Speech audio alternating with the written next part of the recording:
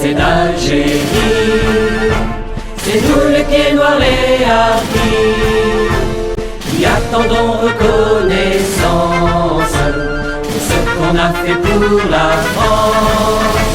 C'est nous les Français d'Algérie, c'est nous les pieds noirs, les hardis.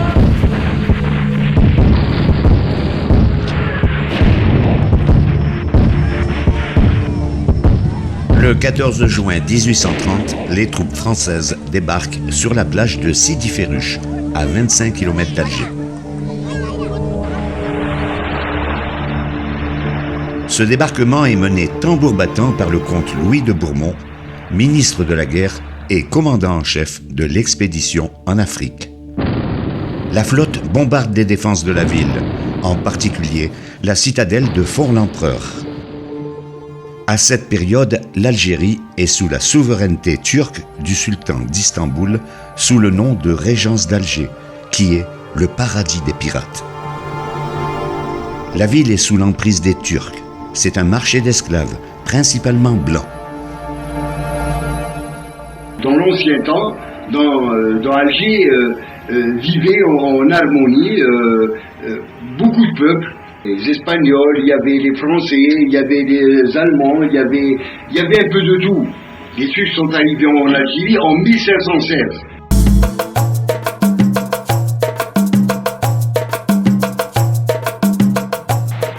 Du XVIe au XIXe siècle, les pirates sèment la terreur en Méditerranée et empêchent tout commerce international. Éradiquer la piraterie de la côte des Barbaresques était un enjeu constant pour les Européens pendant ces 3 siècles. Des bombardements du port d'Alger, entre autres américains et anglais, s'étaient produits à différentes époques, sans grand résultat. Parmi les Arabes et les Berbères, les Turcs, arrogants et brutaux, tiennent le haut du pavé à Alger. Ce sont les vrais maîtres d'Alger. Les forces armées sont composées de soldats, qu'on appelle des janissaires. Les Juifs autochtones occupent le bas de l'échelle sociale. Les Juifs étrangers sont, quant à eux, à la tête du commerce international. Ayant été chassés d'Espagne au XVe siècle, ils connaissent bien les côtes et restent impliqués dans le commerce méditerranéen. Les Européens constituent une part non négligeable de la population d'Alger, soit comme esclaves, soit comme renégats. L'Européen qui se convertit à l'islam est considéré comme turc.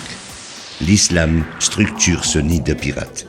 Durant des siècles, les Européens vivaient dans la peur du fouet et du triste sort qu'on leur réservait s'ils étaient capturés. Il y avait des tribus, il y avait les barbaresques dans le port d'Alger, qui arraisonnaient les bateaux français et qui vendaient ensuite les femmes comme esclaves sur le port d'Alger. C'était pas la traite des Noirs, c'était les chrétiens qui étaient vendus par les musulmans, non par les Ottomans. Les femmes et les enfants étaient plus faciles à attraper que les hommes. Ces femmes se vendaient très cher, surtout si elles étaient blondes aux yeux bleus. D'ailleurs, le dé s'accaparait les plus belles pour son harem. Tous ces aventuriers qui arrivent à Alger volontairement sont attirés par les possibilités d'enrichissement rapide qu'offre la ville. Il faut savoir qu'entre 1530 et 1780, il y a eu au moins 1 million de chrétiens blancs asservis par les musulmans de la côte barbaresque. L'esclavage des Blancs et la mainmise sur la Méditerranée furent les principales causes du débarquement et le fameux coup d'éventail du dé d'Alger sur le consul de France Deval pour une dette de blé non payée par la France n'a été qu'un prétexte pour ce débarquement. L'arrivée des Français en 1830, c'était pour mettre fin à la piraterie en Méditerranée surtout et à l'esclavage. L'esclavage a duré pendant 300 ans. Après plusieurs jours de difficiles combats contre les troupes turques, qui font près de 500 morts et quelques 2000 blessés chez les Français, Hussindé négocie et s'incline le 5 juillet 1830 contre la Bissau pour lui et ses janissaires. Après cette bataille, le comte Louis de Bourmont déclare « 23 jours ont suffi pour la destruction d'un État dont l'existence fatiguait l'Europe depuis des siècles. » Cependant, la France garantit la pratique de l'islam et le choix de leur statut. Le Dé embarquera pour Naples, à bord de la frégate La Jeanne d'Arc, avec ses 55 femmes et tous ses trésors. Quant aux troupes turques, elles quittent l'Algérie avec tous leurs biens pour l'Asie mineure. L'armée française s'empare de plusieurs villes, dont Oran, Arzeu, Bonn. Mais en 1832, un jeune chef arabe de 24 ans, nommé Abdelkader, se proclame émir et va mener plus tard une guerre sainte contre les Français à la tête de sa puissante smala composée de milliers de cavaliers. Après une alternance de succès et d'échecs, Abdelkader fait sa soumission au général Lamoricière le 23 décembre 1847. Constantine est prise par l'armée française en 1837, après de violents et terribles combats. Cette côte barbaresque a connu plusieurs noms, avant que la France donne officiellement celui d'Algérie, le 14 octobre 1839. Ferhat Abbas dit dans son livre « Autopsie d'une guerre »: « J'ai interrogé les vivants, j'ai interrogé les morts, il n'y a jamais eu de nation algérienne. La nation algérienne, c'est nous qui l'avons créée. » Avant l'envahisseur arabe, il y a eu l'envahisseur vandale, il y a eu l'envahisseur romain, et avant eux, il y a eu l'envahisseur berbère. Et avant eux, il y avait des populations qui venaient d'on ne sait où, qui s'appelaient les Atlanthropes. Nous sommes des éléments extérieurs à l'Algérie, comme tous les autres avant nous l'ont été.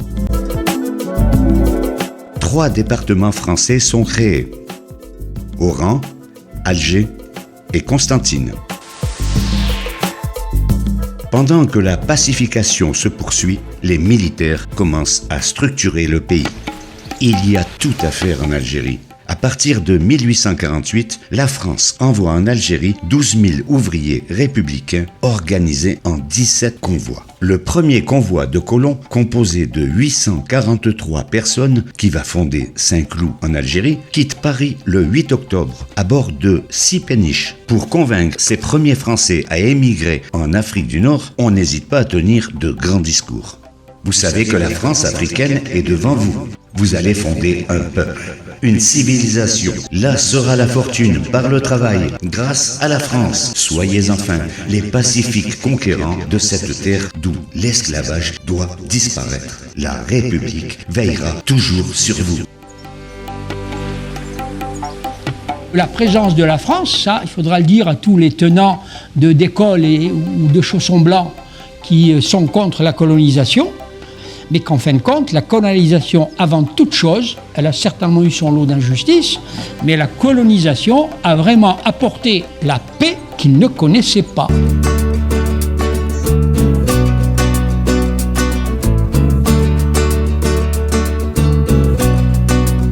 Quand on n'a que l'amour. À leur arrivée sur le sol d'Afrique, ces colons se trouvent confrontés aux dures réalités. Il n'y a pas de route. On traverse des marécages, au risque de s'y perdre.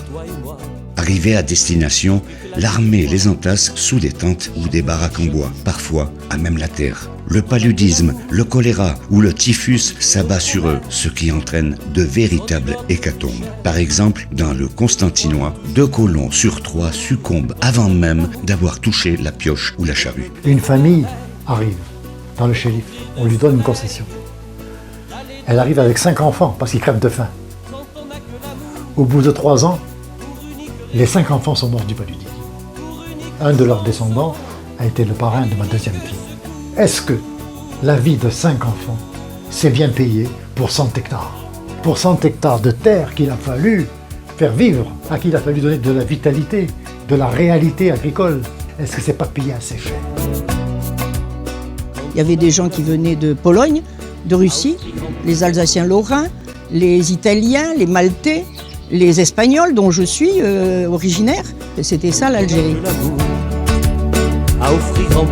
Si certains gros financiers étrangers s'enrichissent sur le sol africain, ces colons composés de petits fonctionnaires, exploitants agricoles et commerçants se mettent à bâtir l'Algérie. Tout a été fait par la France, parce qu'on n'y trouvait que les crottes des bourricots qui avaient certainement, dont les ancêtres avaient connu Jésus, et qu'aujourd'hui, eh bien, on était dans un pays qui était fait d'un amalgame de tribus, il faut bien dire, de huttes, avec les ingrédients locaux. Et la France est arrivée, notamment dans ce qu'était cette côte, elle a commencé à construire tous les ports.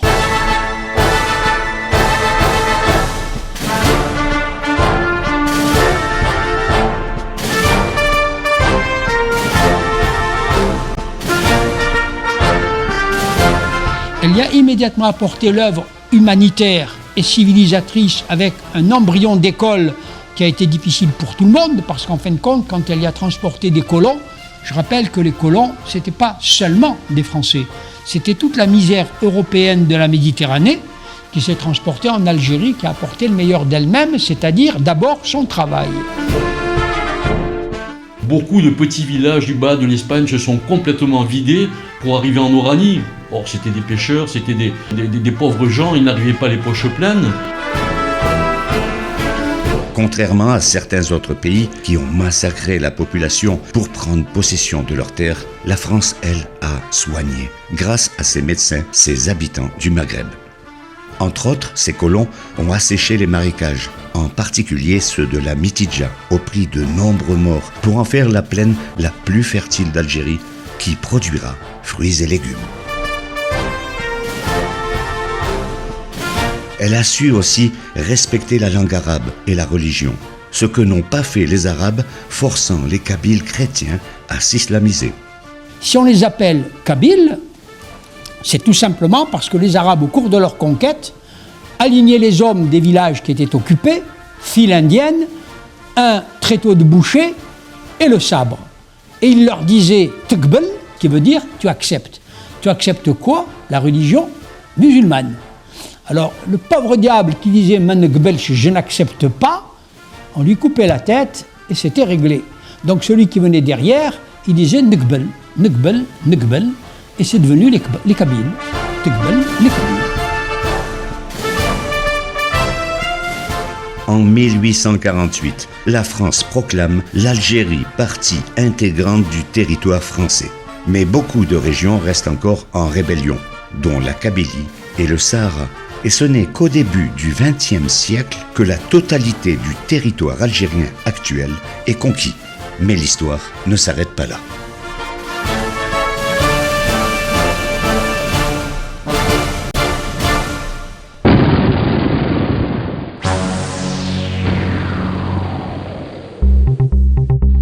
C'est en Crimée que les supplétifs de l'armée régulière se distinguent par leur courage dans de nombreux combats. Ils étaient les premiers soldats vaillants et combattants qui, lors de la conquête d'Algérie, s'étaient opposés à l'armée française pour la rejoindre par la suite. Ils étaient composés de spahis, de zouaves et de tirailleurs. 6 mois après la chute d'Alger, nous avions déjà 2 bataillons d'Algériens, de zouaves.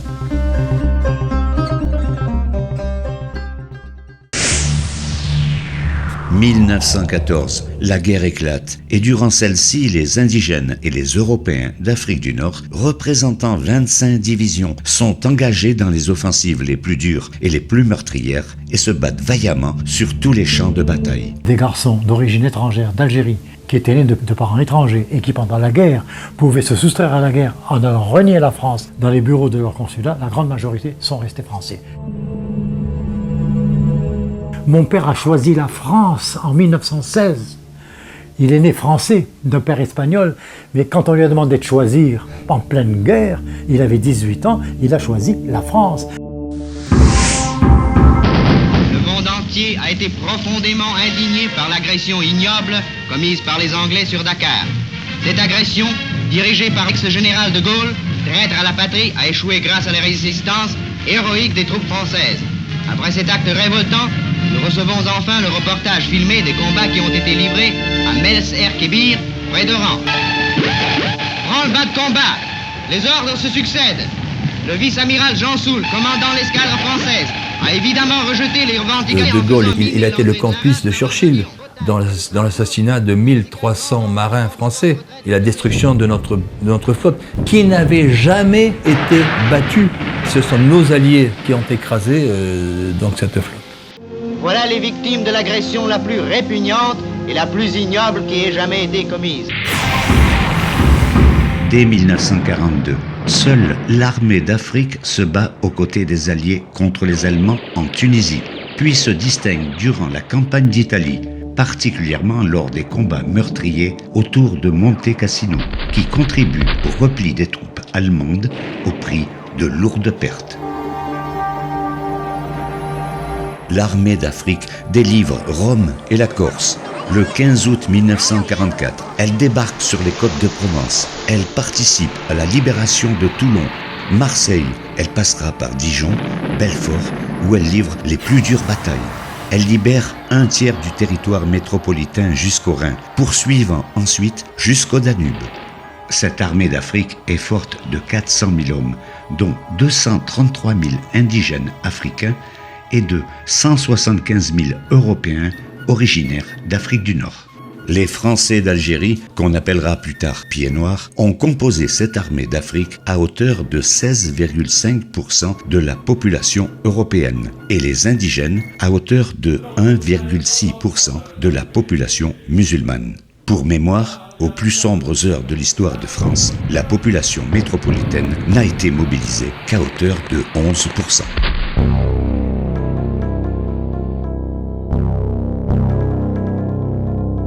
Le 8 mai 1945, le jour même de la victoire contre le nazisme, Sétif, fief de Ferhat Abbas, va connaître de violentes émeutes. Plusieurs manifestations sont programmées et la population européenne s'apprête à y participer dans la joie et l'euphorie. Le 8 mai, on était très contents de la fin de la guerre parce qu'on avait des cousins qui étaient à la guerre, des parents, des pères, des grands... Tout le monde était à la guerre. Mais ce jour de l'armistice a aussi été retenu par les frères musulmans prêchant la révolte contre les chrétiens sous l'égide d'Al-Husseini, grand mufti de Jérusalem, de Ferhat Abbas, le modéré, et Messali Hadj, le leader nationaliste plus radical, emprisonné à Brazzaville au Congo. Donc ils étaient conditionnés. C'était la population entière qui était conditionnée par la propagande incessante des Messali, des partisans d'Abbas, les oulémas et surtout les marabouts. Il y avait des marabouts partout. Et les marabouts, ils prêchaient de tuer les Roumis. Mais on savait que le lendemain, le 8, les Arabes devaient faire une manifestation pour la libération de Messali Hadj. Les musulmans demandent l'autorisation d'organiser un défilé, ne voulant pas se mêler à celui prévu officiellement. Les autorités civiles, dépassées par les événements, mais parfaitement informées de l'imminence d'une insurrection, autorisent cependant cette manifestation, sous réserve qu'aucun autre drapeau que celui de la France ne soit déployé et qu'aucune arme ne soit portée. Toutes les autorités civiles et militaires étaient au courant que le lendemain, il allait y avoir de graves incidents. Donc la famille m'avait dit, tu sors pas trop, tu restes par là et tu bouges pas. Mais comme on avait 15 ans, bien entendu, on n'a pas obéi. Les meneurs de l'insurrection ont bien préparé leur action. Ils savent que l'Algérie est vidée de ses hommes valides, qui sont mobilisés, que les effectifs de la police, de la gendarmerie et de l'armée sont réduits, que la population européenne, tout à la joie de fêter la victoire, devient une proie facile, car sans défense. Donc il restait à Sétif les vieux, les vieilles, les femmes, les enfants et quelques réformés. De tous les quartiers arabes et des douars environnants afflue une impressionnante foule d'indigènes. En tête, environ 250 scouts en tenue entament des chants nationalistes et pour la première fois, on voit apparaître un drapeau vert et blanc, emblème de l'indépendance, ainsi que des pancartes hostiles à la France. Le commissaire Olivieri reçoit l'ordre de stopper le cortège et de saisir ce drapeau et ses bannières séditieuses. Il est pris à partie par la foule. Pour se dégager, il sort son pistolet et tire un coup de feu en l'air. Tout va très vite. L'insurrection éclate. Le maire, M. Deluca, qui tentait de rétablir le calme, est abattu. Des tirs sont échangés entre policiers et manifestants. La masse des indigènes s'engouffre dans toutes les rues en criant « Mort aux chrétiens ». Les pauvres Européens qui ne trouvaient pas un abri étaient massacrés, égorgés, lardés de coups de poignard dans le ventre, assommés de coups de bâton sur la tête. C'était un massacre épouvantable. J'ai vu de mes yeux quelqu'un se faire assassiner dans une auto. Et nous, comme on avait 15 ans, des filles, on s'est mis à hurler, on a eu peur, on a crié au lieu de se taire et de se cacher dans le jardin. Et ils nous ont entendus. Alors ils sont partis derrière nous et ils nous ont rattrapés à la course, ils nous ont tapé dessus. Ils nous ont tapé dessus à coups de bâton, à coups de ferraille. Mon épouse a reçu des coups sur la tête, c'était grave, et son frère a été grièvement blessé également. Moi j'avais une tête qui avait doublé de volume, j'avais des cousines qui étaient pleines de sang. Elles auront la vie sauve grâce à l'intervention rapide de quelques personnes qui mettent en fuite ces hordes barbares qui laissent derrière elles un spectacle abominable. C'est des images qui me sont restées depuis mes 17 ans, de voir ces cadavres abandonnés, gisant dans leur sang, massacrés, méconnaissables. Les militaires appelés en renfort ont un ordre bien précis. L'ordre était donné aux militaires de ne faire usage de leurs armes que s'ils étaient attaqués. C'est très clair. Donc sans tirer un seul coup de feu, vous m'entendez? L'armée n'a pas tiré un seul coup de feu à Sétif. Ils font fuir les manifestants. L'insurrection se propage dans l'est du Constantinois, principalement à Guelma et Kerata. Des dizaines de milliers d'indigènes fanatisés à l'appel du djihad, guerre sainte, encerclent les villages. Les fermes isolées sont pillées et brûlées. Près de 800 musulmans fidèles à la France sont sauvagement assassinés. Ils mettent la région à feu et à sang. Face à ces actes de barbarie et voulant éviter que ces émeutes ne s'étendent sur toute l'Algérie, Charles Tillon, ministre de la guerre dans le gouvernement provisoire de Charles de Gaulle et principal dirigeant du Parti communiste français, ordonne aux troupes de rétablir l'ordre. Le général Duval avec les Sénégalais ont rétabli l'ordre, et c'est vrai qu'après, effectivement, il y a eu aussi des morts côté musulman, c'est indéniable. Une chasse sans pitié est livrée contre la population indigène qui se réfugie dans les montagnes, loin des mechtas qui sont bombardés. Des milliers de musulmans sont arrêtés. Officiellement, les autorités françaises estiment que le drame aurait fait 123 victimes européennes et 1500 victimes musulmanes. Il semblerait, d'après les témoins, qu'un chiffre entre 1500 et 3000 morts chez les indigènes, ce qui est déjà considérable, correspondrait à la réalité. C'est possible, c'est même probable, mais il n'y en a jamais eu 45 000. J'en veux pour preuve que s'il y avait effectivement eu 45 000 morts, les survivants auraient pu indiquer les charniers. Et c'était facile, à l'aide d'un bulldozer, de découvrir tous ces morts. Donc s'ils ne l'ont pas fait, c'est parce que ces 45 000 morts n'existent pas. De ces douloureux événements qui ont déchiré l'Algérie, le général Duval tire lui-même la leçon en déclarant « Je vous ai donné la paix pour 10 ans, mais il ne faut pas se leurrer. Tout doit changer en Algérie. Il faut faire des réformes sérieuses. » Il y a eu quelques abus. C'est vrai qu'il y a eu des abus. Comme dans tout pays, il y a des abus. Vous voyez, notamment, après le décret Crémieux, par exemple, quand on a accordé la nationalité française aux Juifs, ben pourquoi, après 1945, on ne l'a pas accordé à tous ceux qui ont fait la guerre? Donc là, il y avait un problème. Mais ce problème nous a échappé. Officiellement, le musulman d'Algérie est français, mais avec un statut particulier.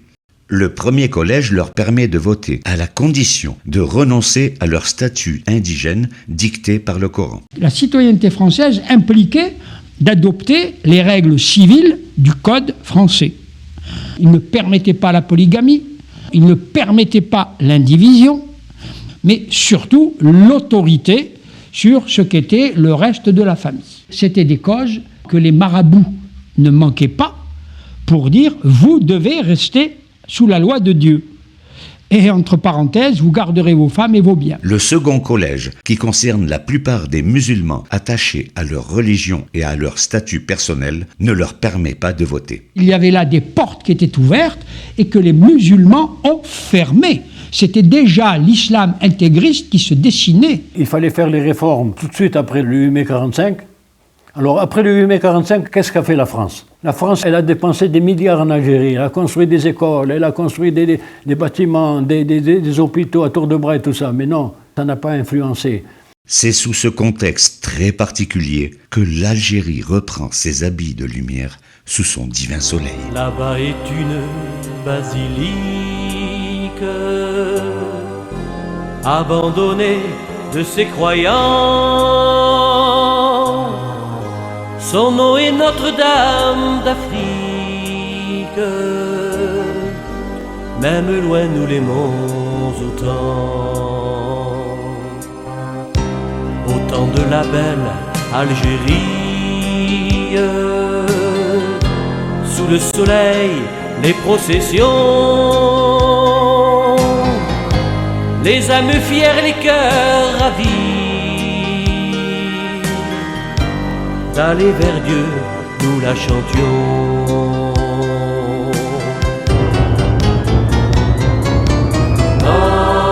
Notre-Dame d'Afrique, protège tes enfants.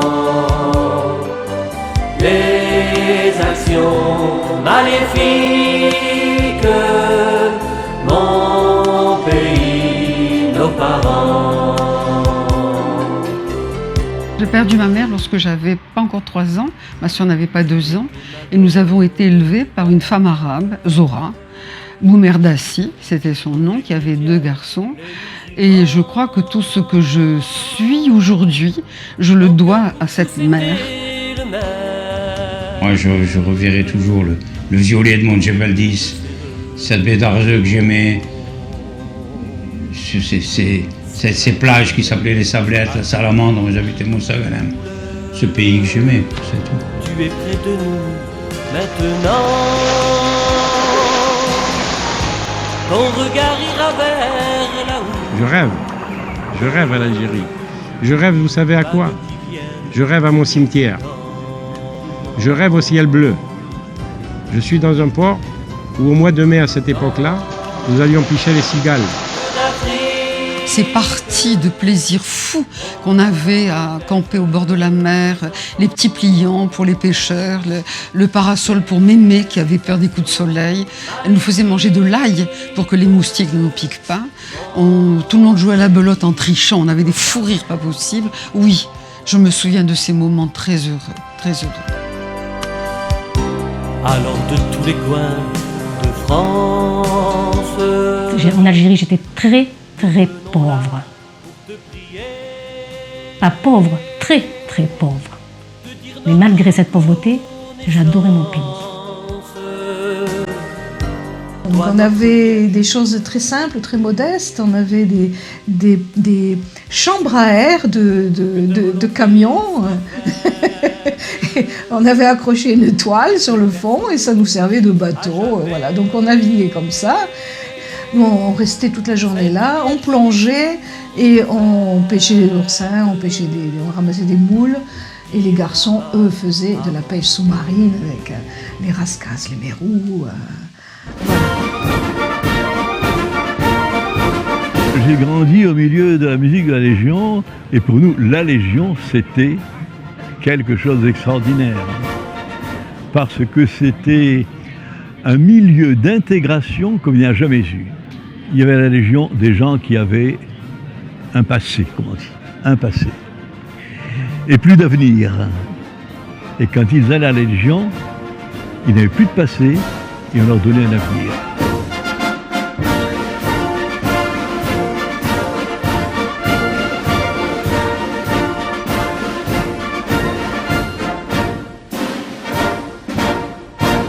Dimanche, des foules ont fait le pittoresque pèlerinage de Santa Cruz, qui, du haut de son rocher, semble protéger Oran.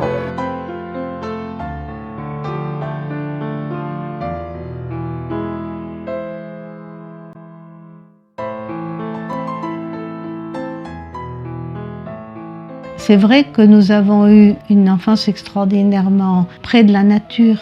Tandis qu'en ville, d'abord l'école et puis la vie normale d'une petite fille puis d'une jeune fille, de ce qu'on appelait les bonnes familles. On servait le thé et puis on passait quand même nos bacs. Et on partait à la forêt d'Amsila, on partait à Misserguine, on partait dans des endroits retirés d'Oran. Et nous mangions la mouna, nous faisions la paella, parce que c'était vraiment, je dis, c'est le sacro-saint plat de l'Oranais, du pied noir.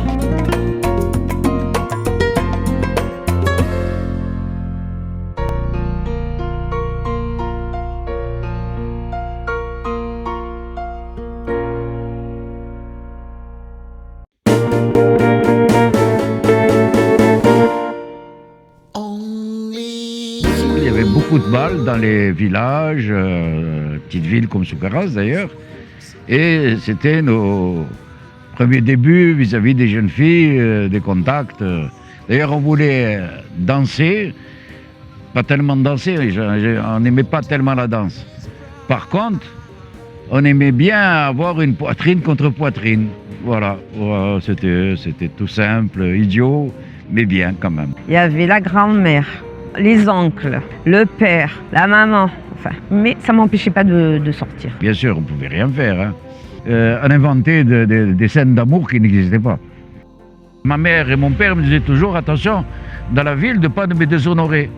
Et toujours, je demandais aux copains, qu'est-ce qu'ils veulent dire mes parents? Pourquoi les déshonorer? Si on couchait avec une fille, qu'on faisait un gosse, c'était les déshonorer, pas seulement la fille, mais notre famille. Alors on était dressés, mais vraiment bien. Hein. Tipaza, hein. Puis je vais vous dire que tous les gens qui ont vu Tipaza adorent Tipaza, de toute façon. C'est magnifique.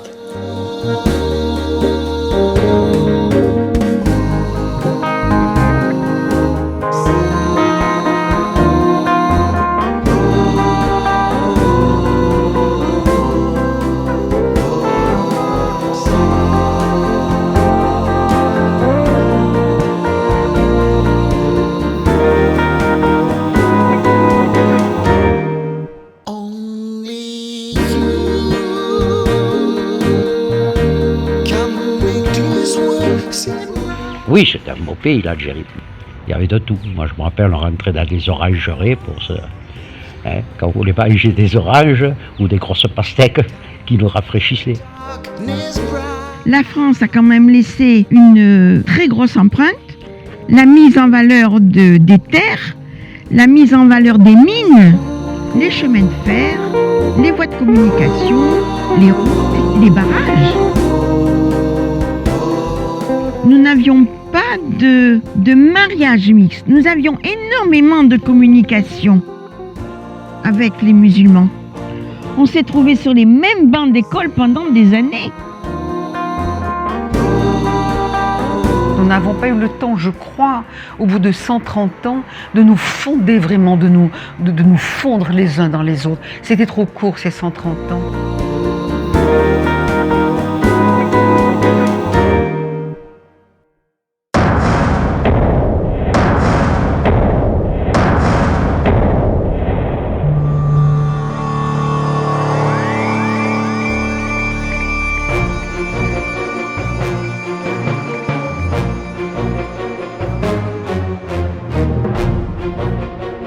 Alors que la guerre d'Indochine vient juste de se terminer, le 1er novembre 1954, des maquisards du FLN déclenchent de nombreux attentats dans diverses régions de l'Algérie. Plusieurs soldats et civils sont tués. Parmi les premières victimes, un jeune homme, François Laurent, qui est assassiné alors que dans un acte héroïque, il venait avertir vers minuit la gendarmerie de Cassaigne, près de Mostaganem, d'une attaque terroriste. Dans les Aurès, un car est arrêté. Il transporte un jeune couple d'instituteurs récemment arrivés de métropole, Guy et Janine Monnereau. Les terroristes les font descendre, ainsi qu'un caïd, Hadj Sadok, qui, en voulant s'interposer, est froidement abattu. Il en sera de même pour Guy Monnereau, Son épouse, grièvement blessée sur le bord de la route, sera secourue. Un hélicoptère a ramené à Batna Madame Monroe, la jeune institutrice victime de l'attentat de Tiefenfeld, au cours duquel son mari fut tué. Cette guerre d'Algérie durera 8 ans pour aboutir à son indépendance. L'origine de cette guerre se retrouve dans certaines inégalités politiques, économiques et sociales entre les Européens et les musulmans, mais aussi et surtout par une volonté farouche d'indépendance d'une minorité au nom de l'islam. En 1954, près de 8 millions de musulmans cohabitent avec 1 million d'Européens, où chacun respecte les coutumes et les religions de l'autre.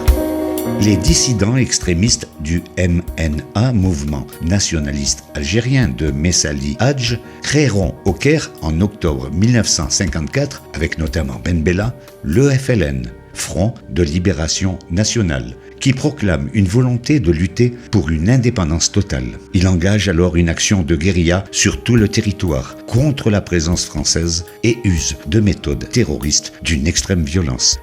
Le FLN dispose d'un bras armé, l'ALN, Armée de Libération Nationale. Le Maroc et la Tunisie servent de base arrière. Le FLN n'est soutenu que par une infime partie de la population musulmane et par quelques hommes politiques français, en général d'extrême gauche, dont certains deviendront des porteurs de valises. C'était surtout les existentialistes qui récoltaient des fonds pour le FLN, qui allaient ensuite mettre cet argent dans des comptes en Suisse. Et puis ensuite, le FLN récupérait cet argent et s'en servait pour acheter des armes. Indirectement, nous avons été aussi assassinés par ces porteurs de valises. Pour lutter contre ce terrorisme, François Mitterrand, ministre de l'Intérieur, fait appel aux contingents et aux réservistes forts de plusieurs dizaines de milliers d'hommes. Personne ne pense que ce soit en France ou en Algérie qu'une guerre venait d'éclater. Dans l'Aurès encerclé, les opérations de ratissage se poursuivent. Secteur par secteur, la montagne va être contrôlée jusque dans ses moindres recoins pour y faire renaître le calme et la sécurité. Durant ces premières années, les attentats et assassinats vont secouer l'Algérie.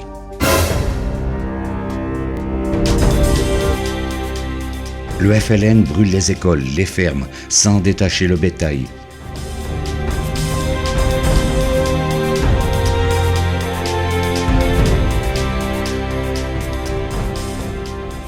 Des cars sont attaqués et détruits, laissant au sol des cadavres affreusement mutilés, égorgés.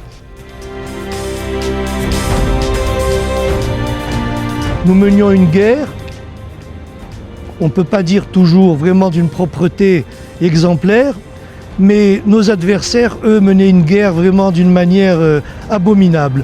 Les testicules dans la bouche de nos camarades, les éventrements, les femmes violées, mutilées, vraiment c'était horrible. Les yeux crevés, enfin c'est indescriptible et je dois dire que c'était pas le même combat.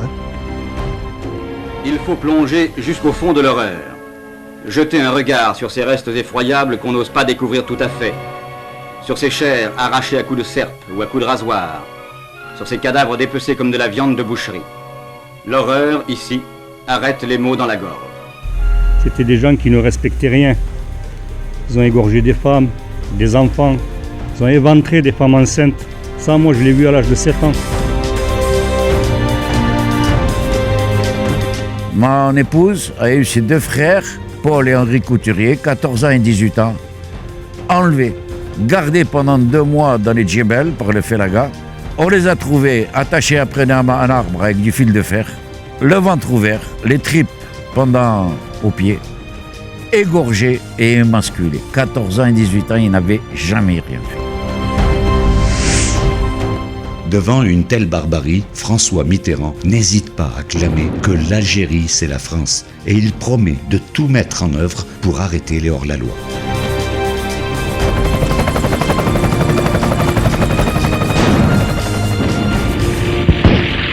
Et tout est mis en œuvre pour arrêter ces actes de terrorisme.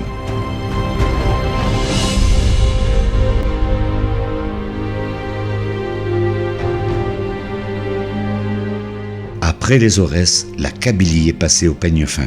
Tout musulman est suspect. Cela n'empêche pas la cadence des sabotages et assassinats.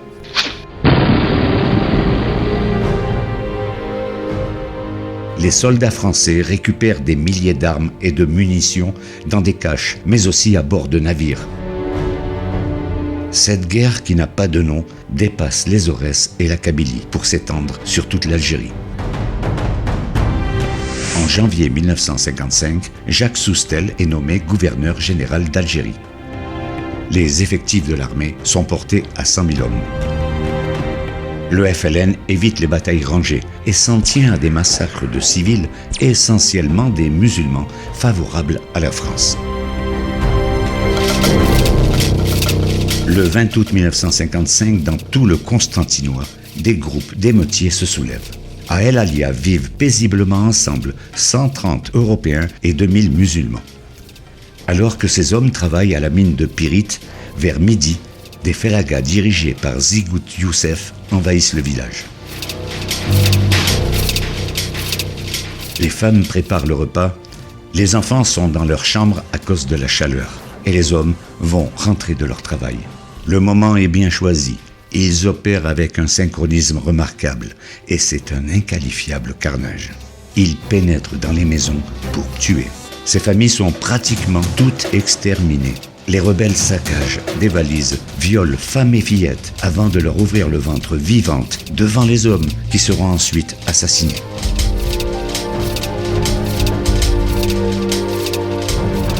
C'était des mineurs, de simples ouvriers.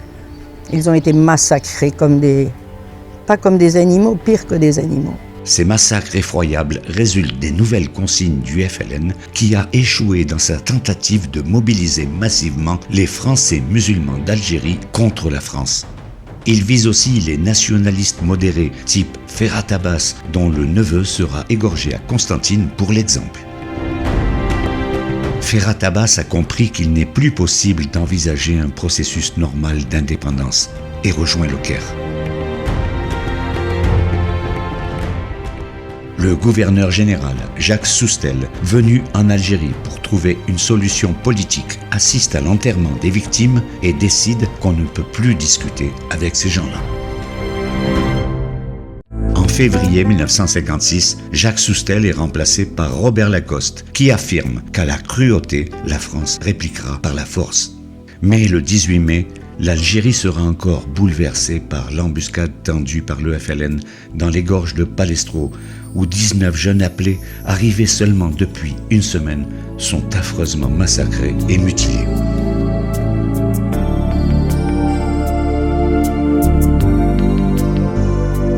Des soldats ont été tués, le sous-lieutenant qui les commandait a été tué, et ça a été une véritable honte que l'armement qui a été utilisé avait été volé quelques jours auparavant par des Français à des soldats français. Ben oui, j'ai vu sous mes ordres des gars de 20 ans mourir. Il faut le vivre. Nous avons perdu au cours des opérations 200, dont 8 officiers et 35 sous-officiers. J'ai toujours leur visage en mémoire.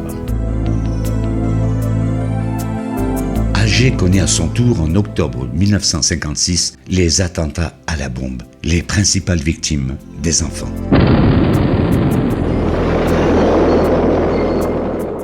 Et il y a eu comme un choc, plutôt comme un souffle, qui m'a projeté et je me suis retrouvée sur le trottoir. À côté de moi, il y avait une petite fille et je me suis penchée. Elle était beaucoup plus jeune que moi encore et elle avait ses jambes, ses jambes n'existaient plus.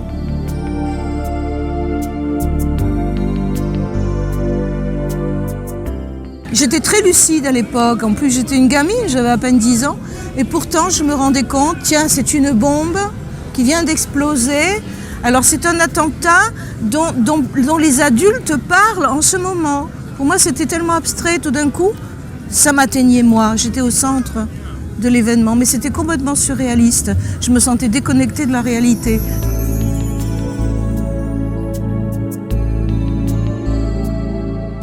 J'avais le bras complètement sectionné, bien sûr, qui tenait que par un lambeau de peau. On ne guérit pas physiquement de toute façon, parce que quand on est mutilé d'un membre, eh bien, on le reste, ça ne repousse pas comme les branches sur les arbres. et mutilés dans l'âme aussi. Il y a eu combien d'attentats de ce genre perpétrés lâchement, cocardie, tout. Je veux éviter de tous les citer tellement ils sont nombreux, qui ont laissé des traumatismes énormes, qui ont laissé des gens infirmes, des jeunes infirmes, des jambes coupées, des bras coupés, et des morts. Le mode d'action le plus cruel, le plus inhumain et aussi le plus lâche utilisé par les rebelles pour frapper l'opinion est le terrorisme urbain. Moi j'en veux au FLN, pas au peuple algérien. C'est très simple, je suis très clair.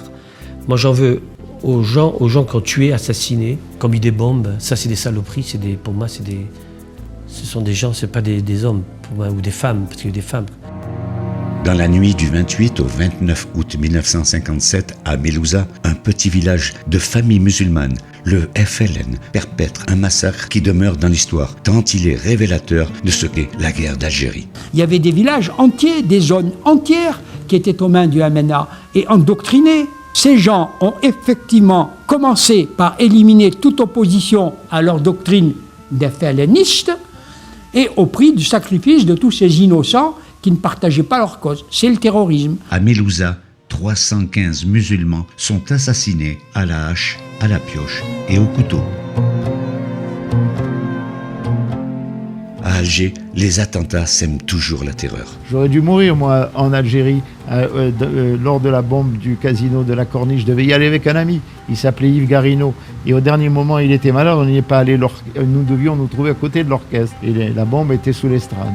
Tout a pété, l'orchestre a été décimé complètement, il n'y a eu que des morts et on y a réchappé, nous, par miracle, parce qu'on n'y est pas allé. En représailles, des civils français procèdent à des ratonnades dans Alger. On arrivera dans cette guerre à un point de non-retour. Le général Raoul Salan est nommé commandant en chef des armées. La police défaillante est remplacée par les militaires.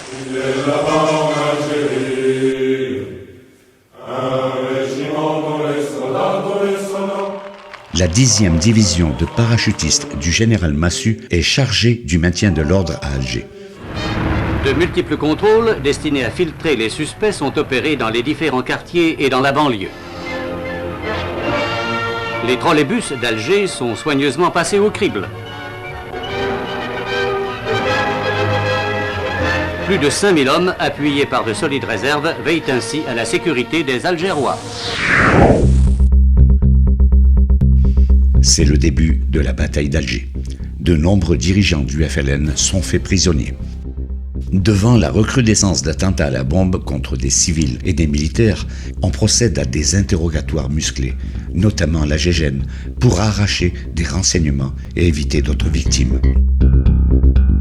La France était bien obligée de les faire parler d'une façon ou d'une autre, mais il n'y a aucune comparaison entre ce que l'armée française a commis comme torture, dirons-nous, et ce que les autres ont commis. On reproche à l'armée d'avoir fait des tortures, mais qui était le président de la République, chef des armées? Alors il est complice de ce qui se passait s'il juge ça mal. Après l'annonce du FLN de l'exécution de 3 prisonniers militaires français en Tunisie, l'indignation des Algérois est à son comble. À Alger, les Français d'Algérie marchent vers le gouvernement général.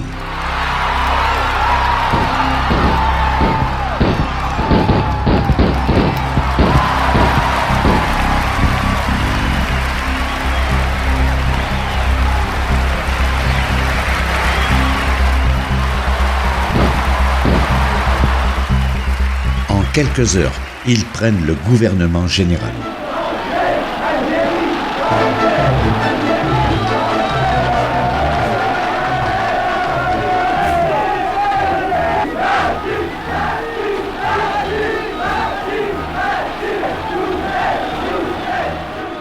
Français d'Algérie, la grève totale a commencé depuis environ déjà un quart d'heure. Algériennes, Algériens, je veux rendre hommage à ses chefs et d'abord au général Salan. Les gaullistes s'emparent de ce mouvement populaire pour ramener De Gaulle aux affaires politiques. Sous la pression d'un coup d'État militaire préparé par les gaullistes, le président Coty se voit contraint de faire appel à De Gaulle pour constituer un nouveau gouvernement.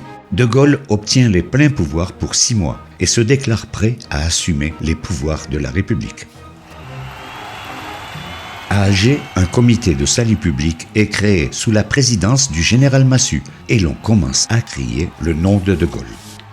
Donc le général Salan va faire son discours sur le grand balcon et il sort. Et quand il sort, Salan tombe sur Delbecq, Léon Delbecq, qui lui dit « c'est le moment de crier Vive de Gaulle ». Et Salan retourne dans le petit balcon, comme si c'était hier, parce que ça, il retourne dans le petit balcon et il dit « Vive de Gaulle, vive la France, vive l'Algérie française, vive la France ». Et il revient. Et Sénac me dit « Serge, De Gaulle, et, ils ont rappelé De Gaulle, on l'aura dans le cul, je m'en vais ». J'avais mon copain à côté qui s'appelait Sigüenza, d'origine espagnole. Il habitait à Papeloise, à la rue Taine. Il se retourne vers moi, il me fait « Nous sommes lésés avec un B majuscule ». Tout était préparé d'avance. À Paris, sur les Champs-Élysées, on manifeste pour l'Algérie française.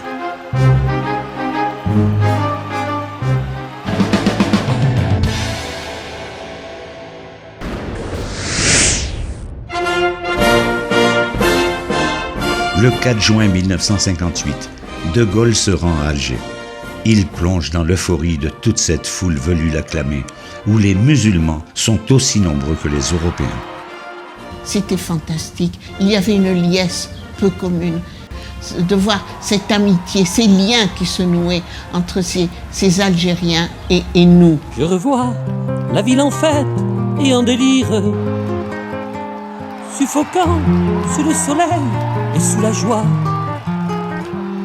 Quand soudain je me retourne, elle se recule et la foule vient me jeter entre ses bras. Je me suis disputé avec mon père. Mon père m'a dit ceci quand il m'a vu partir avec des musulmans, le drapeau français, Algérie française. Mon père m'a dit « Tu le regretteras ». Et j'ai dit à mon père, enfin, écoute, c'est pas possible. Là, on a le sauveur, la personne qu'il nous fallait. Mon père me dit non, tu le regretteras. On est dans un rare moment de grâce où tout est possible, mais nul ne prend garde au malentendu niché dans une petite phrase de De Gaulle. Je vous ai compris. Je sais ce qui s'est passé ici. La France considère que dans toute l'Algérie, il n'y a qu'une seule catégorie d'habitants. Il n'y a que des Français à part entière. 2 jours plus tard, à Mostaganem, devant une foule composée en grande partie de musulmans, il termine son discours par ce cri tant attendu. Vive Mostaganem. Vive l'Algérie française. C'est une chose extraordinaire. La guerre durait depuis 4 ans et les gens, les autochtones comme les pieds noirs, en avaient assez. Et quand ce 13 mai a éclaté, qu'on a vu arriver le général de Gaulle, tout le monde a dit « enfin c'est la paix ». Et on a vu des félagas agiter le drapeau français dans leurs repères, des félagas venir remettre leurs armes, on a vu des femmes brûler leurs voiles, on a vu des gens venir des villages autochtones avec des drapeaux français venir embrasser, malgré les consignes de boycott du FLN. Enfin, il y avait un miracle.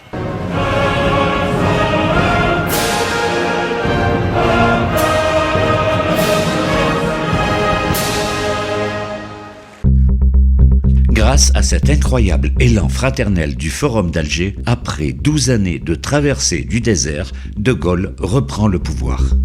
Le 5 octobre 1958, c'est la naissance de la 5e République. Le 21 décembre, De Gaulle est élu président de la République. La bataille est en voie d'être gagnée sur le terrain, mais De Gaulle s'adresse au pays le 16 septembre 1959. L'autodétermination des Algériens quant à leur destin soit la seule issue possible. Il propose 3 solutions, dont la sécession. La guerre d'Algérie était gagnée par l'armée française et De Gaulle a capitulé devant le FLN, c'est tout. Mais de toute façon, il voulait détruire ce combat, il voulait détruire cette victoire. Manifestement, De Gaulle était pour une Algérie algérienne. Bien avant son arrivée au pouvoir, il ne veut pas d'une Algérie française. En outre, le 22 janvier 1960, le général Massu, très apprécié des Algérois, est rappelé à Paris par De Gaulle pour l'avoir critiqué dans une interview donnée dans un journal allemand. C'est l'étincelle qui met le feu aux poudres. Le 24 janvier, Alger s'enflamme. Un camp retranché s'installe au centre d'Alger, au nom d'Algérie française, avec l'espoir de faire basculer l'armée dans le camp des Français d'Algérie. Pierre Lagaillarde, député d'Alger, prend la tête du mouvement insurrectionnel aux côtés de Joe Ortiz. Véritable coup d'État, c'est la semaine des barricades.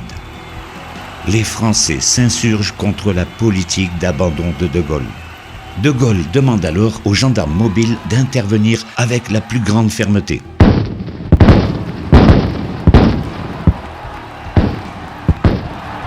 Au final, de part et d'autre, il y aura 22 morts et 150 blessés. Le 1er février 1960, le soulèvement s'effondre. Pierre Lagaillarde se rend. Joe Ortiz s'enfuit en Espagne.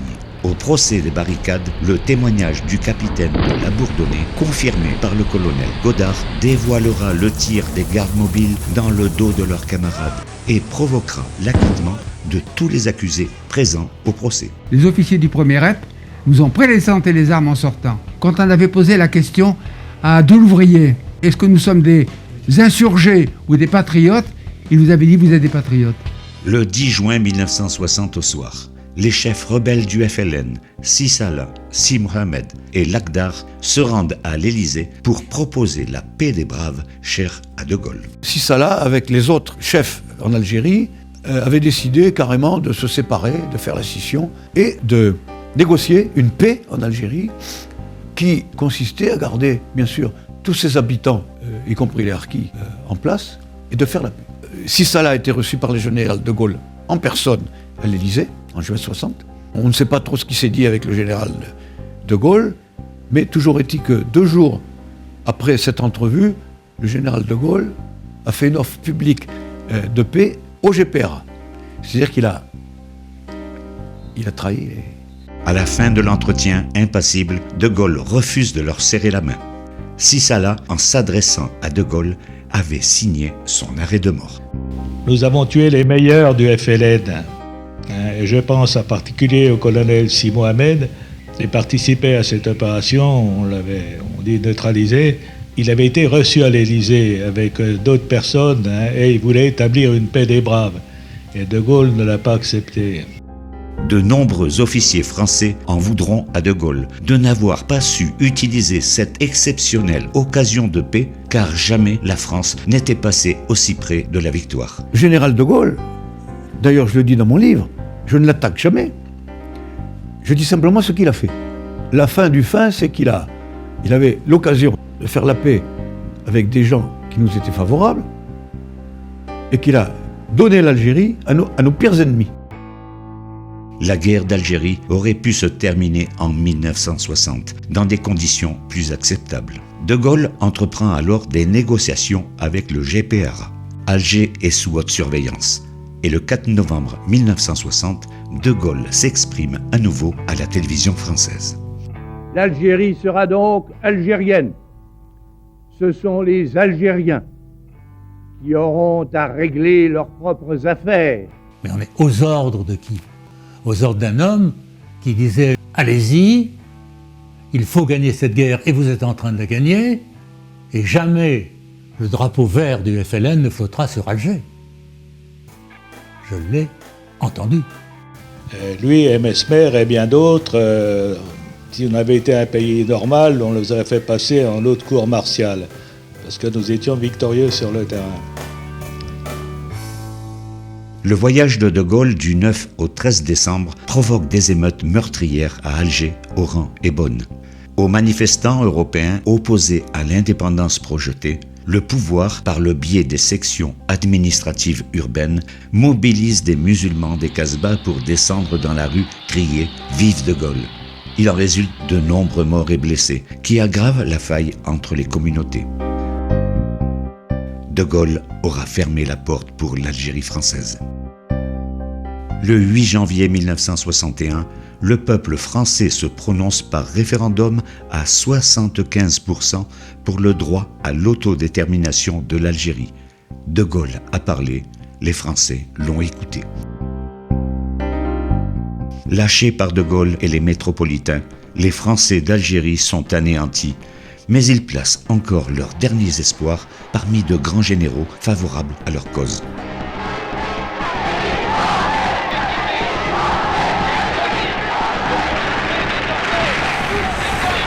C'est dans le même état d'esprit que 4 généraux, Chasles, Jouhaud, Salan et Zeller, soutenus par d'autres officiers, décident d'organiser un putsch qui sera une tentative de coup d'État en réaction contre la politique du président de la République et son gouvernement, qu'ils considèrent comme une politique d'abandon de l'Algérie française.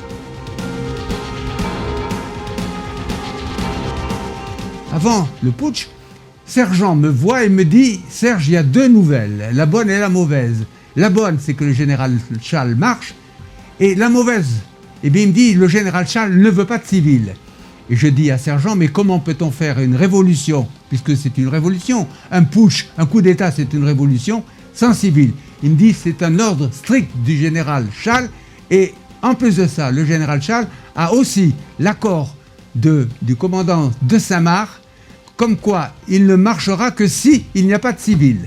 Et ça, je crois que c'est quand même très important, parce que toute cette opération a été loupée, alors qu'elle avait été montée par des colonels, je crois qu'elle avait été relativement bien montée, à cause de Chasles.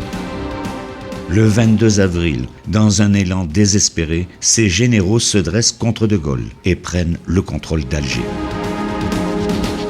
À Paris, c'est l'affolement. De Gaulle appelle le contingent à lui désobéir. J'interdis à tout Français, et d'abord à tout soldat, d'exécuter aucun de leurs ordres. Françaises, Français, aidez-moi. Le putsch est un échec. Chasles et Zeller se rendent et sont incarcérés.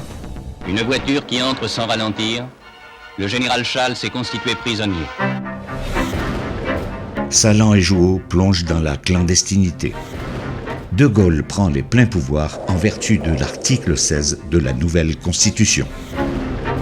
3 lettres se dressent sur les murs d'Alger. OAS, Organisation de l'armée secrète, créée officiellement le 10 février 1961 en Espagne par Salan, Suzini et La Gaillarde.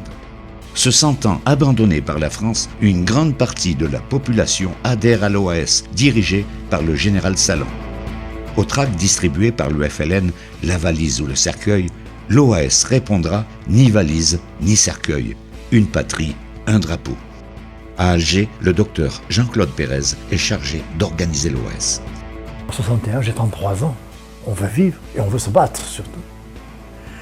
Donc je me retrouve avec Sergent, Suzini, Godard, Gardy et De Gueldre. Et immédiatement se pose le problème de la première structuration de l'OAS. L'OAS c'était une cellule bien organisée, comme j'ai connu, à Foucault-Marine. Ils ne faisaient pas n'importe quoi, ils se renseignaient avant de faire quoi que ce soit, et puis ils agissaient.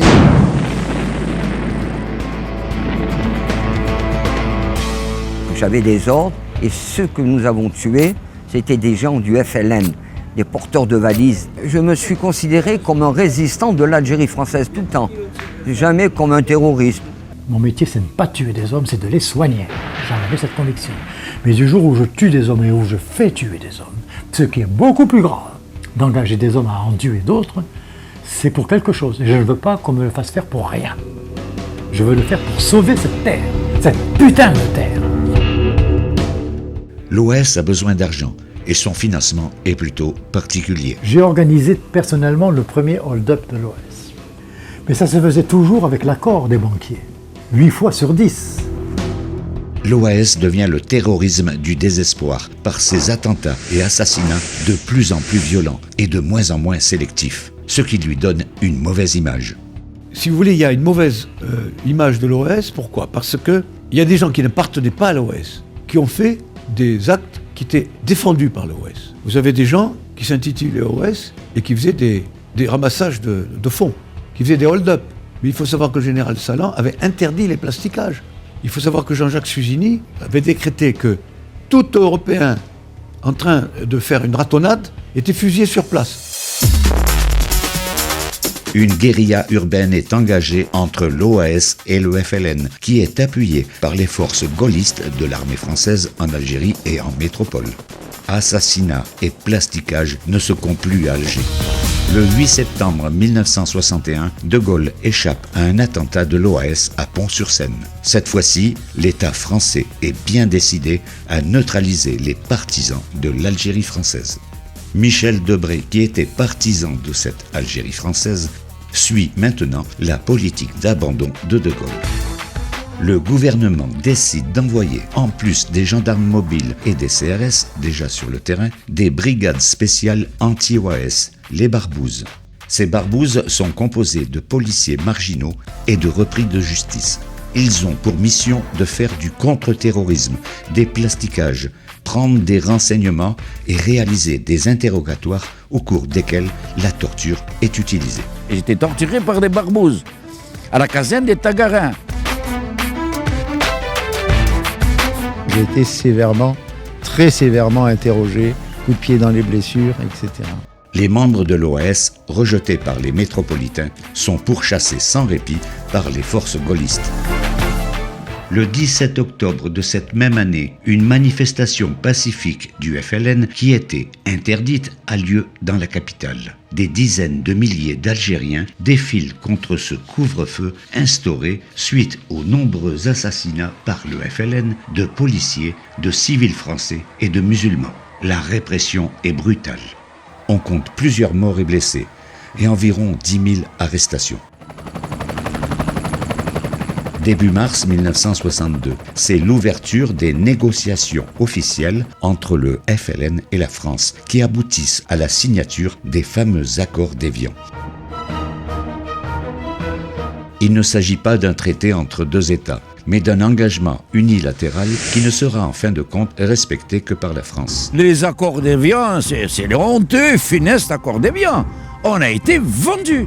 C'est une trahison. Les accords d'Évian n'ont été que chiffons de papier. Les accords d'Évian ont été signés entre un gouvernement d'abandon qui a décidé de régler cette affaire au plus vite dans les pires conditions et par des gens du FLN qui n'étaient pas représentatifs. Au moment où nous avons signé les 10 accords d'Évian, nous avions en Algérie 3000 garçons du FLN répartis de la frontière tunisienne à la frontière oranaise, cachés dans les roches et les grottes et qui ne pouvaient plus pénétrer dans les villages. La guerre était gagnée. La guerre militaire était gagnée. Voilà ce qu'a signé un général français, si tant est qu'il fut général. Le 19 mars 1962, l'annonce officielle du cessez-le-feu en Algérie est proclamée.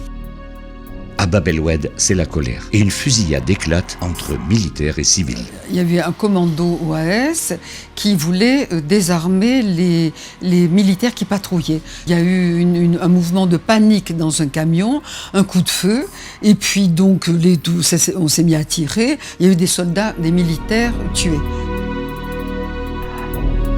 Pendant 4 jours, mitraillés de toutes parts, le peuple de Bab el-Oued est isolé du reste du monde, sans ravitaillement et sans soins. Les soldats s'acharnent sur la population de Bab el-Oued. Ils ont fait la vengeance, ils se sont comportés comme des brutes.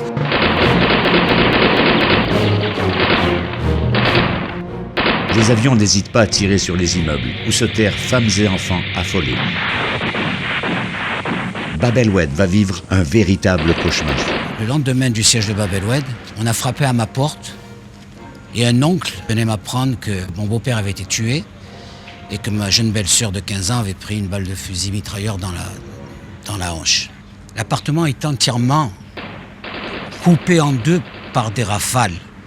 Mon beau-père est resté étendu mort dans la cuisine et tout le monde est descendu au 3e, c'était là où ça tirait le moins.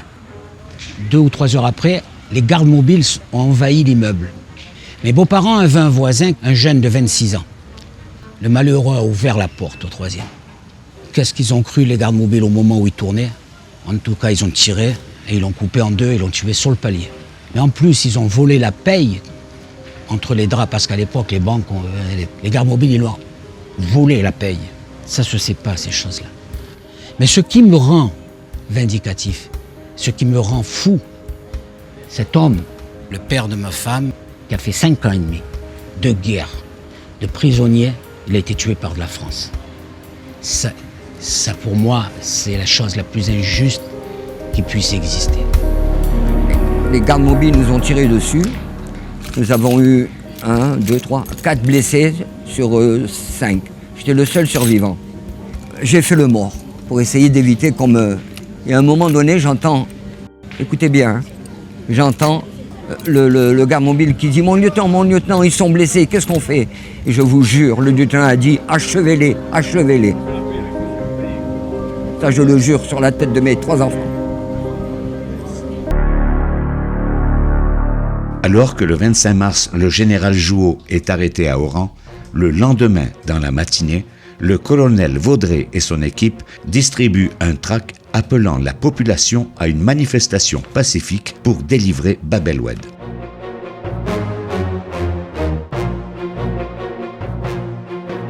À Alger, toutes les rues sont bouclées. La foule est canalisée au plateau des Glières vers la rue d'Isly et Bab el-Oued.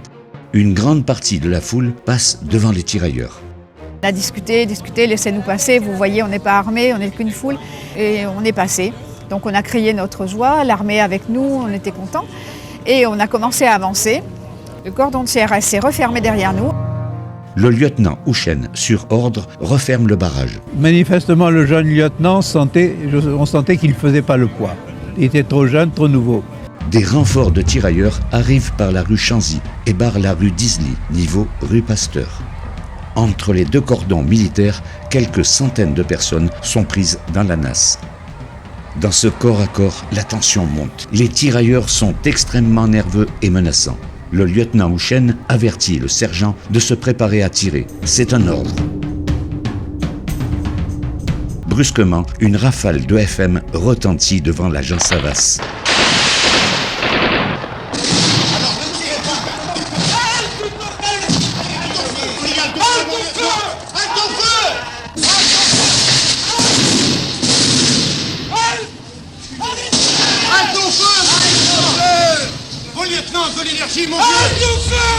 L'inimaginable se produit sur une population pacifique.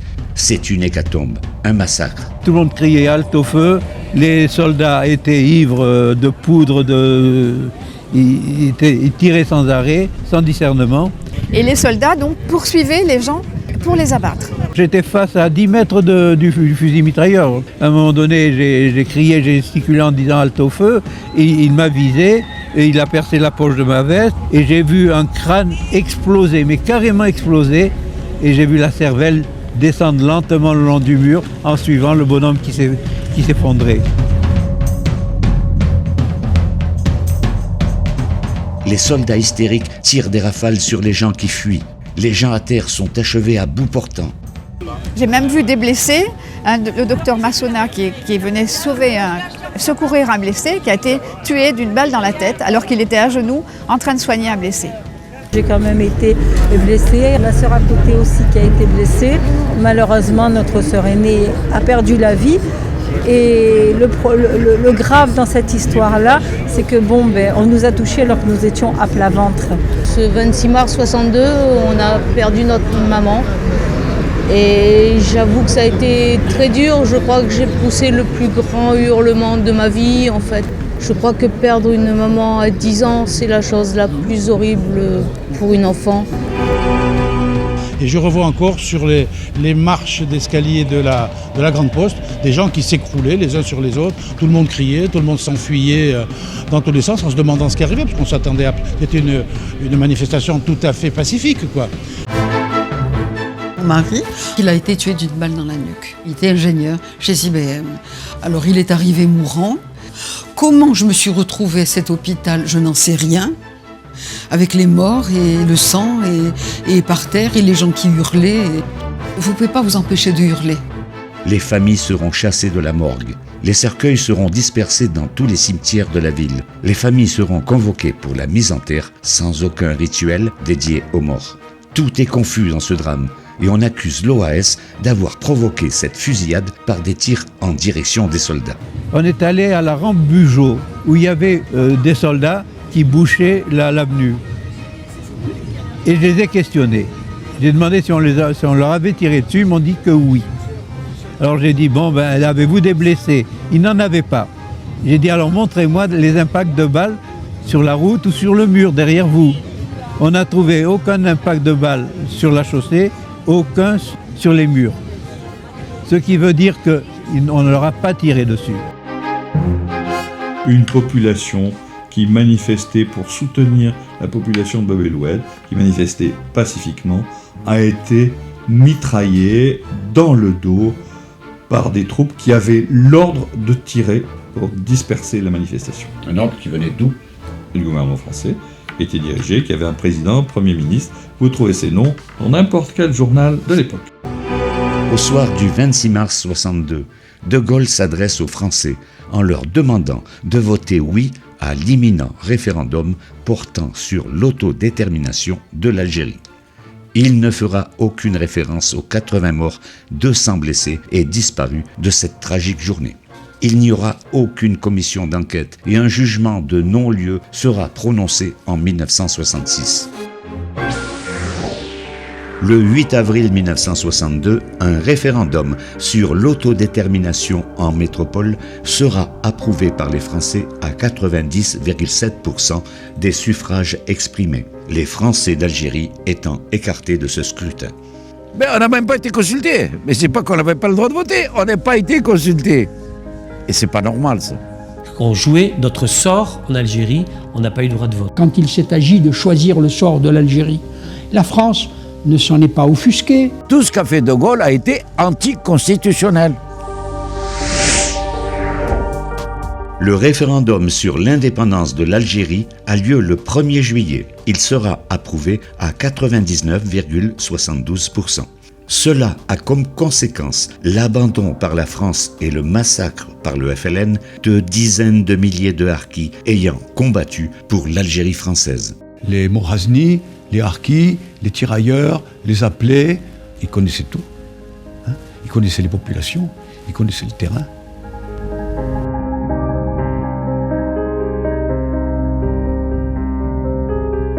Ensuite, j'étais au commando Georges. Alors là, c'était que des harkis, ils étaient 250, et tous anciens félagas. Ils étaient révoltés contre les méthodes du FLN. Ces hommes, ces musulmans sont des Morasni. Ils faisaient partie de l'armée française et étaient chargés d'assurer la sécurité des Sas. Que vont-ils devenir maintenant? C'est la question qu'ils posent à leur lieutenant, et à laquelle ce dernier ne sait pas encore répondre, d'où son trouble. Qu'est-ce que vous comptez faire? Pour rien. Je suivrai l'armée, jusqu'à ce qu'ils me disent de la quitter. Pourtant, la France leur avait promis de ne jamais les abandonner. Et sur le drapeau français, j'ai juré à ces 3000 musulmans, la France ne vous abandonnera pas et vous protégera. Ça, c'est un drame, les harkis, c'est un drame. Et puis alors, bon, ceux qu'on a renvoyés au pays en leur disant qu'ils pouvaient retourner là-bas et qui ont été égorgés à la descente du bateau, c'est affreux. Des gens entourant des harkis et se livrant sur eux à des gestes totalement inhumains. Je l'ai vu. Mes harkis ont été assassinés, comme la plupart des harkis. J'en avais une cinquantaine, moi. Pendus et brûlés au pétrole, tous, sans exception. Quel est votre sentiment? Une blessure qui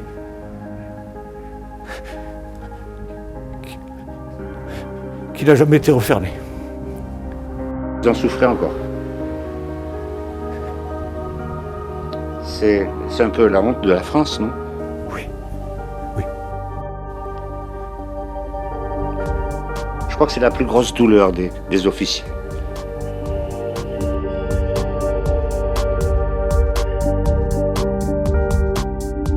Les exactions qui ont été commises envers nos compagnons d'armes, les harkis. Non, près de 100 000, j'en ai des larmes aux yeux. Près de 100 000 ont été assassinés dans des conditions ignobles. Or, il y a 60 000 harkis qui ont été égorgés. par les gens du FNL. Donc ça, c'est une vérité historique. Et heureusement qu'il y a beaucoup de militaires qui n'ont pas obéi à De Gaulle et qui ont rapatrié 50 000 harkis contre les ordres de l'armée française. D'après les archives que j'ai pu constater en 1991, il y en a eu 150 000 d'assassinés et à peu près une soixantaine de mille de rescapés. Mesmer avait signé un ordre d'interdire à tous les officiers d'embarquer les harkis. Les pauvres couraient derrière des camions, on leur donnait des coups de crosse sur les mains pour ne pas les embarquer. Ça, c'est un génocide, avec la complicité de la France. Il ne faut pas hésiter de le dire.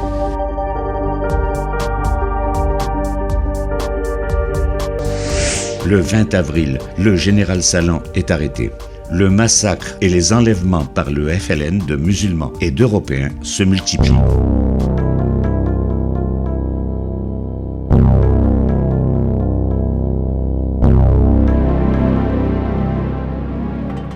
Depuis le 26 mars, l'exode s'accélère. Les villes sont aux mains des terroristes FLN. L'incendie des docks du port d'Oran est le dernier sursaut de l'OAS avant que ses commandos quittent l'Algérie fin juin 1962 et prennent la mer en direction de l'Espagne. Leur combat pour l'Algérie française aura duré 14 mois, celui du FLN 8 ans. À partir du 1er juillet, date du vote de l'indépendance, l'Algérie fête sa victoire. Afin de rassurer la population oranaise enfermée depuis 4 jours, ordre est donné d'ouvrir les magasins et les bureaux et de reprendre le travail. Le 4, on s'est senti en sécurité puisque les gardes mobiles ou la gendarmerie passaient avec des haut-parleurs pour nous inciter à sortir. Donc le 5 juillet, mon papa est sorti. Et puis moi, j'avais envie aussi d'aller rejoindre mes amis.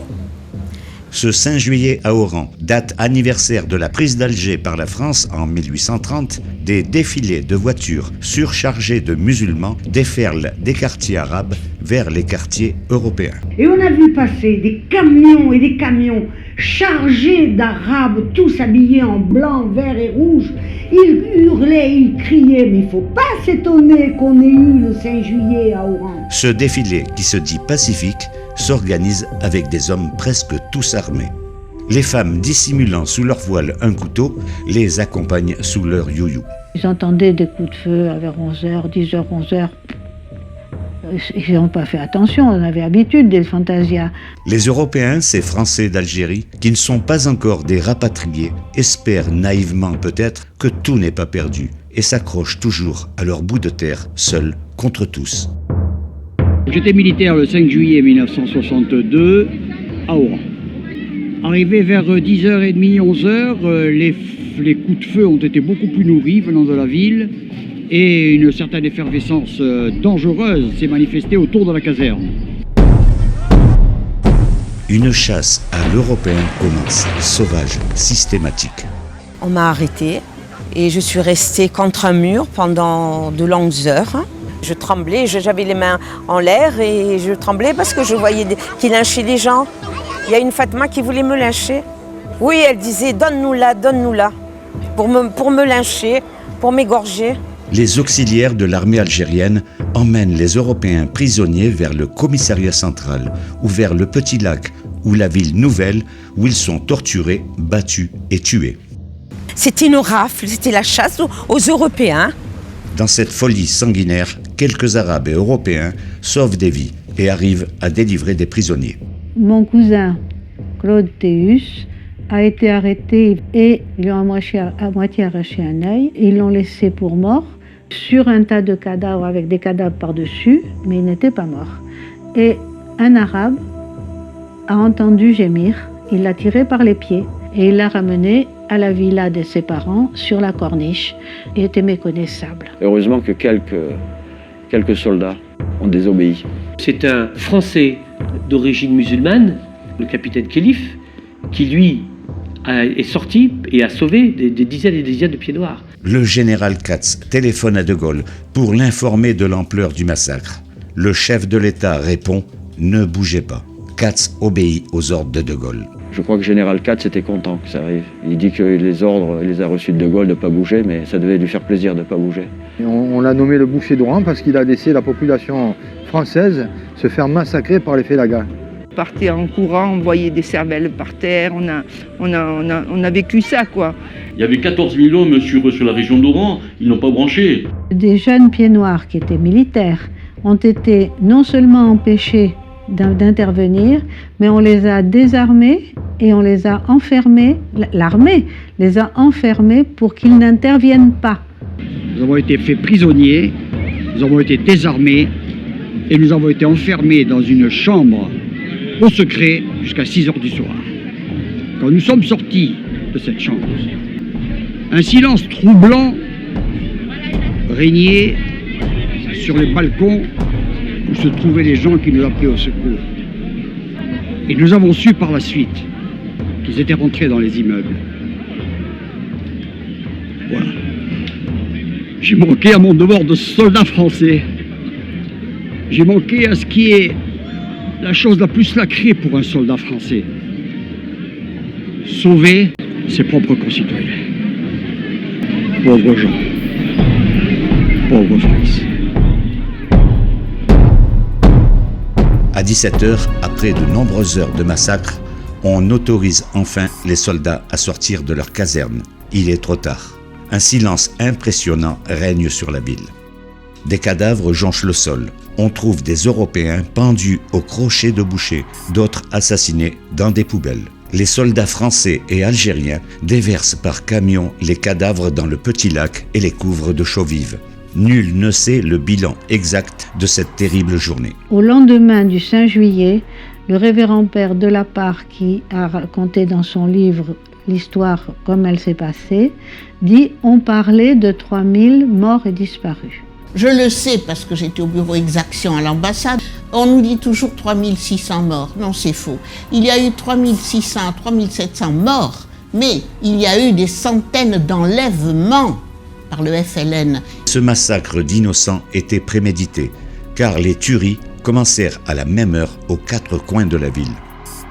C'était un mouvement qui était bien préparé pour effrayer les Européens d'Oran principalement et les faire partir. Plusieurs milliers d'hommes, de femmes et d'enfants d'origine espagnole ont ainsi renoncé à faire partie de l'Algérie nouvelle au moment même où elle vivait les premières heures de l'indépendance.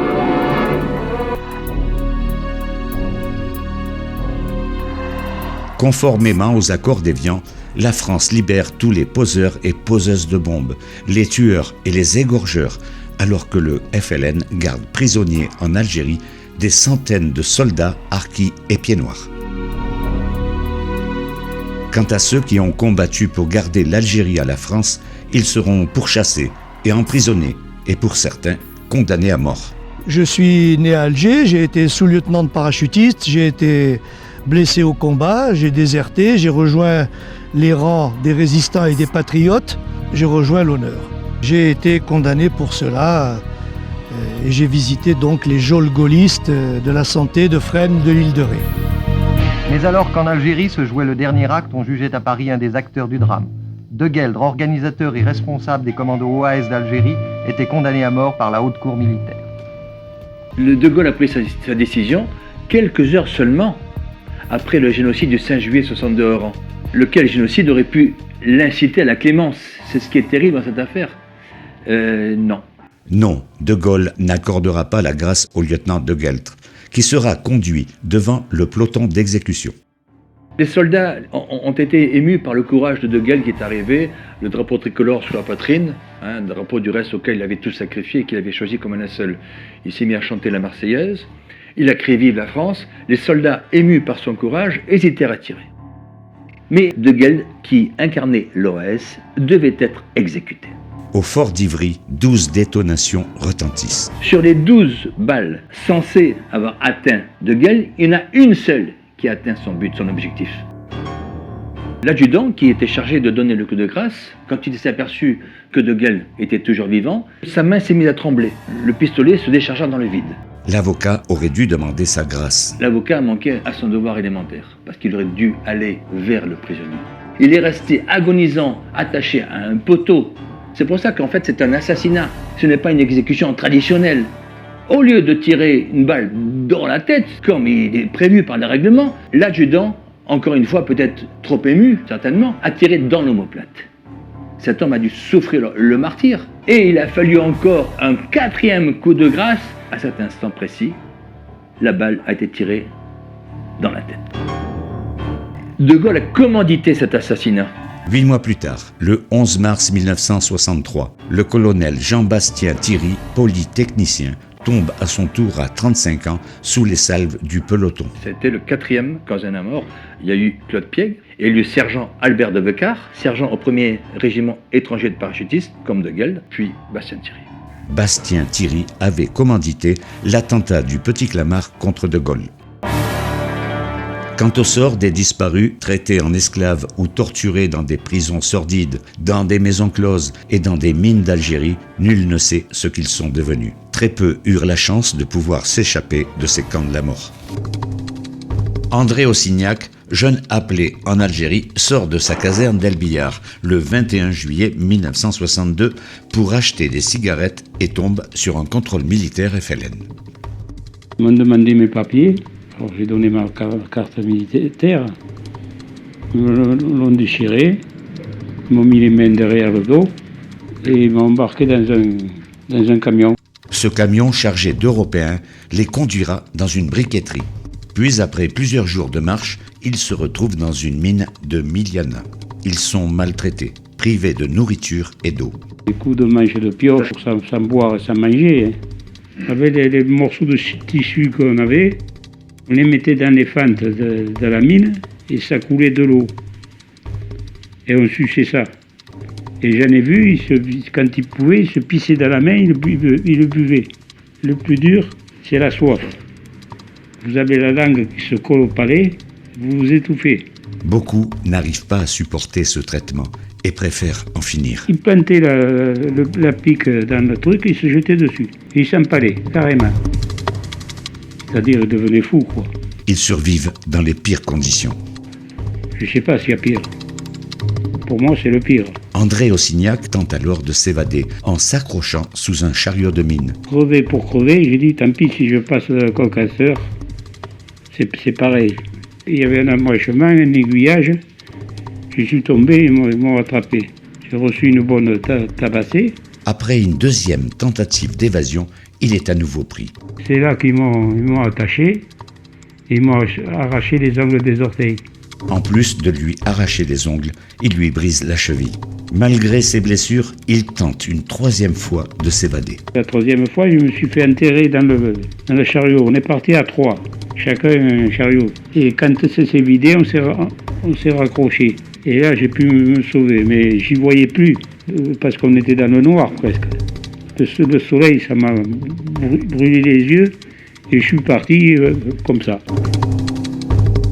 J'ai entendu des coups de feu, alors je ne sais pas s'ils ont attrapé les 2 autres ou quoi, et puis j'ai marché, jusqu'à ce que j'en puisse plus, quoi. Il est récupéré et épuisé sur le bord d'une route par des pieds noirs qui l'embarquent clandestinement sur un chalutier où il rejoint la France en mars 1963. Personne ne m'a reconnu quand je suis arrivé. À son arrivée, il ne pèse que 40 kilos. Mais son chemin de croix ne s'arrête pas là. On l'interne au fort du Ha pour désertion en temps de paix. Il est brutalisé. On voulait qu'il livre les filières qui lui avaient permis de revenir d'Algérie. Son histoire gênée, on l'a menacé afin qu'il se taise. Mon père était chauffeur de camion-citerne. Il a été enlevé par le FLN en 1956.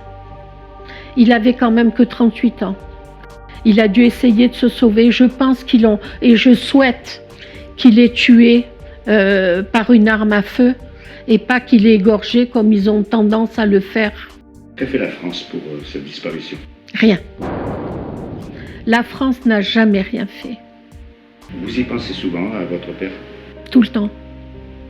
Tout le temps, je pense à mon père. On a une blessure qui ne se referme pas.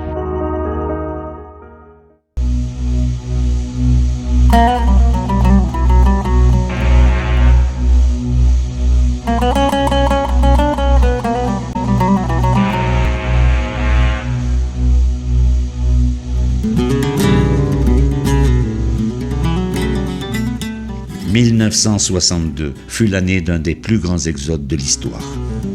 Il y avait un monde fou, c'était affreux, quoi. Tout le monde se bousculait, tout le monde essayait de partir, c'était angoissant. On passait des jours et des jours devant les bateaux pour pouvoir avoir une place. 3 jours sur le port, sans se laver, sans rien. On dormait sur place pour avoir une place pour pouvoir partir en France. Et en la payant la place, pas gratis. Ne pouvaient fuir Oran et l'Algérie que les personnes qui avaient les moyens de se payer une place de bateau ou d'avion. Et un jour, la dernière fois, ils lançaient les places en l'air. Et il fallait les attraper. Il fallait les attraper. Et moi, j'ai attrapé le numéro 1. Et c'est comme ça qu'on est parti. C'est la valise ou le cercueil. Quand on dit la valise, on est parti avec une valise, comme la majeure partie des Pieds Noirs. Je suis partie comme une voleuse, avec une valise et un cercueil. Avec une valise et un cercueil et 2 orphelins. Et je suis partie comme ça. On avait un chien et mon frère disait « Maman, mais le chien, c'est pas un jouet, on va pas le laisser, on va l'emporter. » Et ma mère disait « Non, on peut pas l'emporter. On nous a interdit d'emporter les chiens parce qu'il n'y a pas de place sur le bateau. Donc on va le laisser aux voisins et ils vont bien s'en occuper, ne t'inquiète pas. » Bon, j'espère qu'ils s'en sont bien occupés parce que c'était mon chien et ça m'a fait de la peine. Voilà. Merci à vous.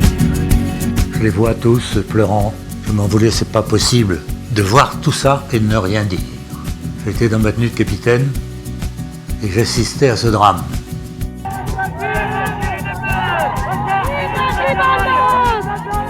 Les appartements des Pieds Noirs, à peine vidés, sont envahis par les familles musulmanes. On ne voulait pas partir, on ne voulait pas, mais après on a vu tellement de massacres il a fallu partir comme tout le monde. Depuis les accords d'Évian, rien n'est respecté sur cette terre d'Afrique et tous les Européens et Harkis doivent fuir s'ils veulent rester encore vivants.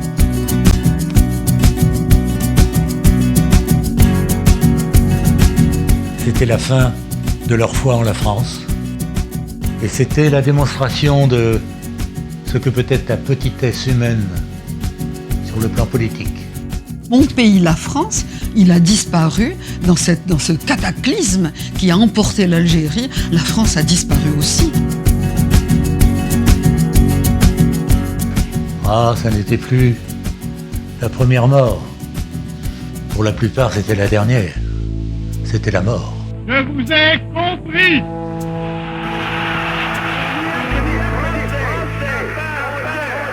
Vive l'Algérie française! Non seulement c'est un drame, mais c'est une tache sur l'histoire de France.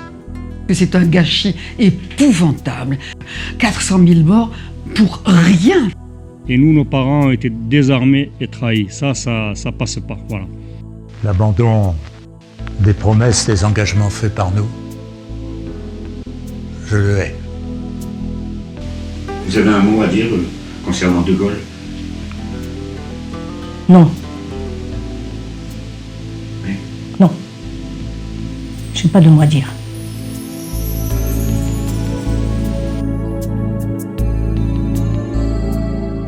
À leur arrivée à Marseille, des pancartes les invitent à retourner chez eux.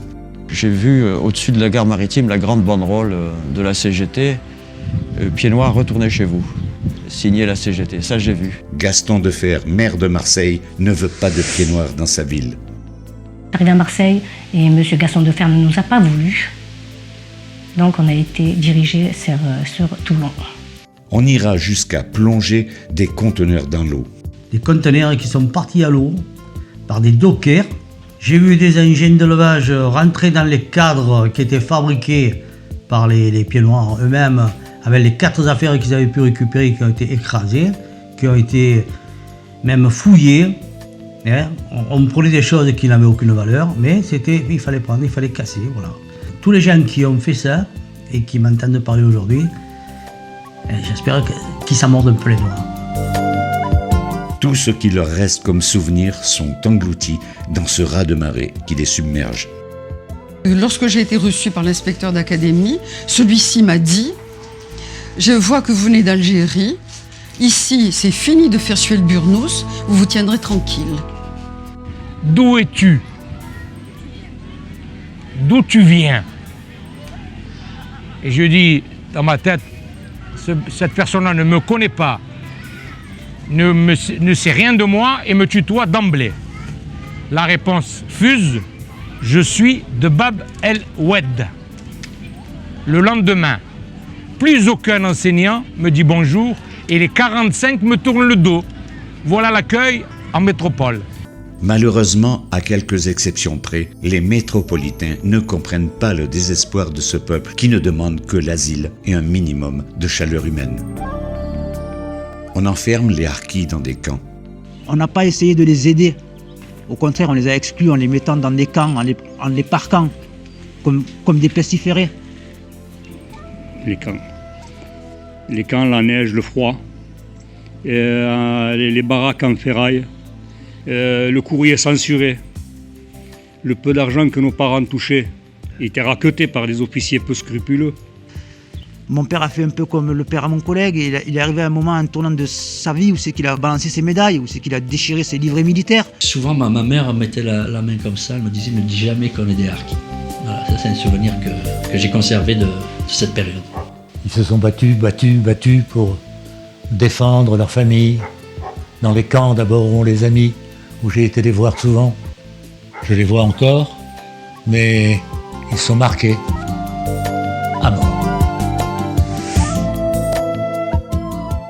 Malgré ça, nos parents sont restés très patriotes. Et plus patriotes que certains Dupont et Durand même. On est fiers d'être français. Et pour moi, ça, c'est la plus belle des choses qui me soit arrivée. Nous, on a toujours été français. On a fait 14-18. J'ai de ma famille qui sont morts à Verdun. J'ai ma famille, on a fait la Deuxième Guerre mondiale. J'ai un coran qui était vivant, il est à Dijon, il a fait toute l'Indochine, il est encore vivant. On a fait l'Algérie.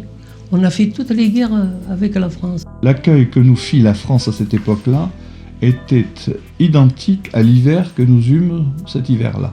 C'est l'hiver le plus froid de toute leur existence. Beaucoup ne résisteront pas à cet exode. Alors, ma mère s'est laissée mourir à 51 ans. Elle a décidé de plus s'alimenter. Elle trouvait qu'il pleuvait, il y avait de la neige, il faisait froid. Elle s'est laissée mourir. Là, j'ai vu des gens complètement ravagés, un type qui rigolait sans arrêt, fou furieux. Il habitait une ferme près d'Oran et les Arabes l'avaient attaché sur une chaise. Ils ont violé ses 2 filles et sa femme. Après, ils les ont égorgés et lui, ils l'ont libéré. Ils l'ont laissé vivant pour qu'il raconte ça. Malgré tous ces malheurs, et peut-être à cause de tous ces malheurs, ces Français d'Algérie vont se réadapter dans un pays qui est le leur, mais où ils sont marqués d'être traités de sales pieds noirs ou de gros colonialistes. J'ai jamais vu de gros colons, j'ai vu des petites propriétés, j'ai vu des artisans, j'ai vu des ouvriers. Ça faisait partie de ce qu'on racontait à cette époque, hein. Il y avait quand même une manipulation de l'opinion publique. On est marqué, bien sûr qu'on est marqué quand on entend des choses comme ça, par d'autres Français. Et j'aimerais que vous interrogiez ma femme. Oui. Parce que ma femme est une métropolitaine. Pour moi, les pieds noirs, c'était des colons. C'était des gens bronzés, bruns, frisés. Et les pieds noirs. Et les pieds noirs, bien sûr.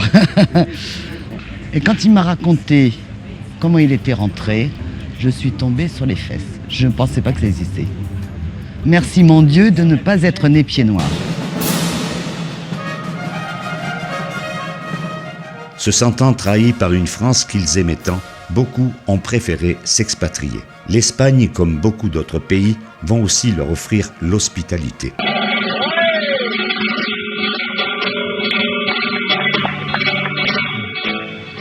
Et on s'est retrouvés en Espagne, et grâce à Franco, on est là. Il nous a très bien reçus, ce que la France n'a pas su faire. On a débarqué ici en 62, puis on nous a bien accueillis. Et c'est de là que je suis resté là. 1962, c'est dans la chaude province d'Alicante, au sud de l'Espagne, que débarque la plus grosse colonie de pieds noirs du monde, celle de France mise à part. Plus de 50 000 pieds noirs se sont installés en Espagne, principalement des Oranais. Ils feront d'Alicante une ville moderne. Si Alicante c'est devenu Alicante, c'est grâce aux pieds noirs. Toutes les discothèques, tous les bars, les restaurants, c'était tenu par des pieds noirs. Je vis en Andalousie, où vous me filmez là. Je vous aide dans ma maison. La France, pour moi, est une mère indigne. Et elle nous critique et elle ne nous rend pas justice. Et tant qu'elle ne nous rendra pas justice, pour moi, je ne chanterai plus la Marseillaise.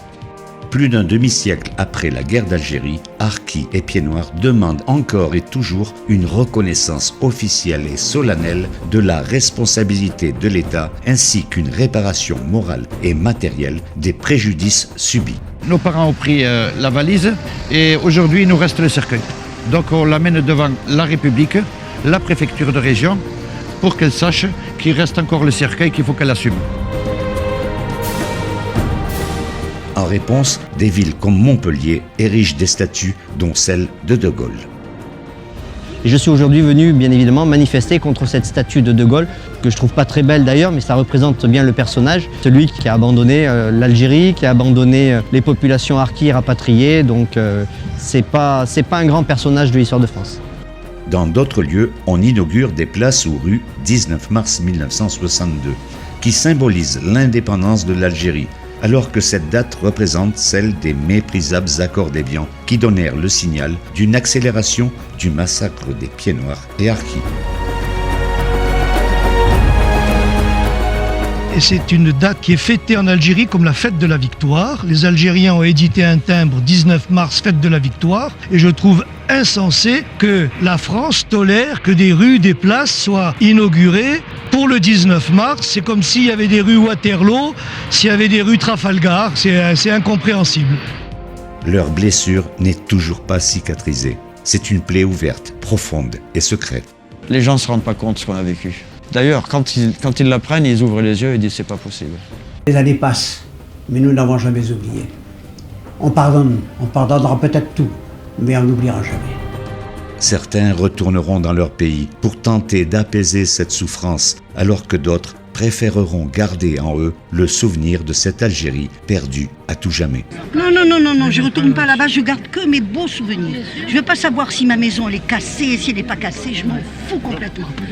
J'ai tout là-dedans et là-dedans, ça me suffit.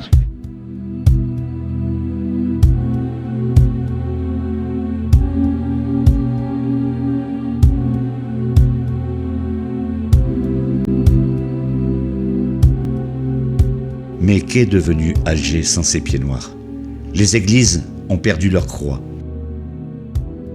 Les cimetières ne sont plus que désolation. No sé si su alma tan bella brillaba bajo las estrellas. No sé si el ángel del cielo con sus alas viraba. Si l'histoire de l'Algérie française est encore méconnue en France, elle l'est aussi en Algérie. La guerre d'Algérie n'est pas fouée. On n'a jamais appris la vérité. Mon grand-père s'est combattu avec la France contre les nazis en la Première Guerre mondiale. Mais on ne parle jamais de ça. Il y a des Algériens qui sont battus pour la France. Mais pour eux, les Français, c'est des harkis. Les Algériens, c'est il a fait la guerre la Première Guerre, c'est un harki. Pourquoi c'est un harki? Il a combattu pour la liberté. Tout le monde aussi se bat pour une liberté.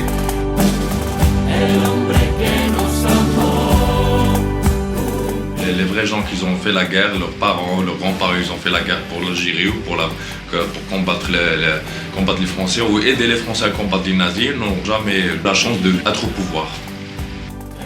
À chaque coin de rue, tu trouves un policier. Alors si vous montez à Hidra ou à El Golf ou à El Bia, vous trouvez que fils de militaires ou militaires qui tiennent des ranges avec 2 hectares, 3 hectares de terrain.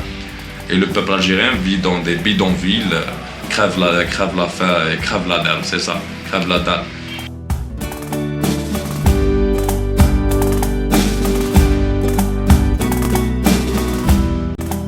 Les Pieds Noirs vivaient en harmonie avec les Algériens. Bab el Oued était plein de juifs, que ces juifs travaillaient avec les Algériens, mangeaient ensemble, faisaient la fête ensemble, buvaient ensemble, sortaient ensemble. On connaît que ça. Mais le gouvernement algérien dit dans les programmes, les Pieds Noirs c'est des gens pas bien, ils ont fait la guerre contre l'Algérien, ils ont tué des Algériens, des familles, ils ont violé des femmes, ils ont fait ça. Mais non, ils n'ont pas fait ça parce qu'ils sont nés en Algérie déjà, de 1. Ils sont algériens. Au moins eux nous fait rappeler la France, l'Algérie française déjà. La vraie Algérie blanche, les gens qui marchaient étaient libres, parlaient, il y avait des beaux bistrots, il y avait des casinos, c'était beau, l'amirauté qui était belle. Charlie Chaplin a inauguré plein de trucs à Alger. On partage l'histoire, on partage un siècle déjà. Pour partager un siècle entre deux pays, ça veut dire qu'il y a une liaison, il y a une relation. Il y a un arabe un jour qui m'a dit, nous étions faits pour vivre ensemble et la politique et les hommes nous ont séparés. La guerre d'Algérie, c'est la guerre qui n'aurait dû jamais avoir lieu. Mais vous ne pensez pas que l'Algérie aurait évolué quand même vers une indépendance? Elle aurait évolué vers l'indépendance, mais multiraciale. Les Français d'Algérie étaient déjà des Algériens au même titre que nous. Des fois, il y a des gens qui regrettent de faire la guerre contre les Français. Regrettent d'avoir chassé des Français. Parce qu'au moins, autant des Français, ils vivaient, ils mangeaient à leur faim. Maintenant, ils ont fait la guerre, ils ne mangent pas à leur faim. Un jour, il y aura un soulèvement. Vous regrettez que la France soit partie? Oui, je regrettais. Parce que de voir mon peuple vivre la misère, ça m'a... Si la France était restée, il y aurait eu la liberté, c'est ça? Oui. Et la richesse? Ah oui, au moins on vivra.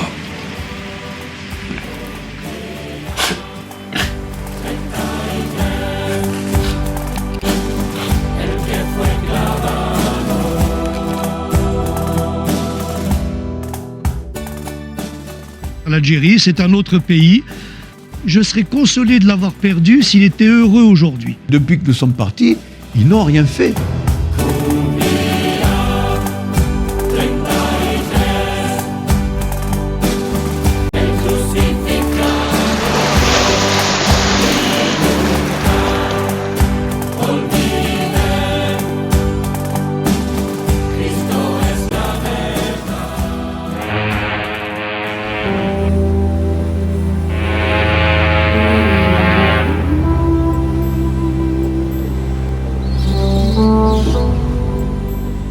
La nostalgie de leur Algérie va les inciter à retrouver leurs racines.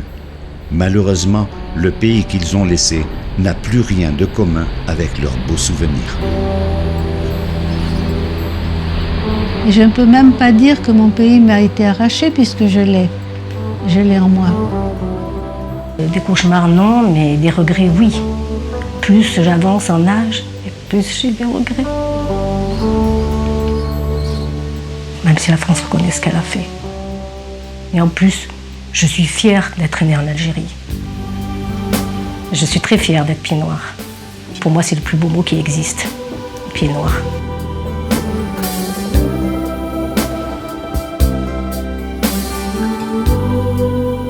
Pour moi, maintenant, l'Algérie, c'est plus mon pays, c'est l'Algérie de maintenant. Mais par contre, je pense à mon Algérie, à celle de ma jeunesse.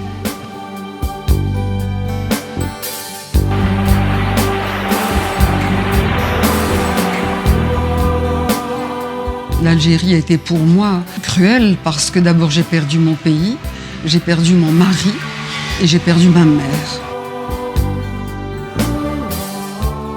Je pense qu'on ne s'arrache pas de son enfance, on ne s'arrache pas de sa jeunesse. Donc mon Algérie, c'est tout ça.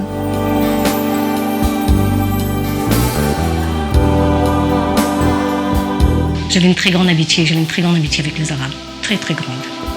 C'était des gens bien.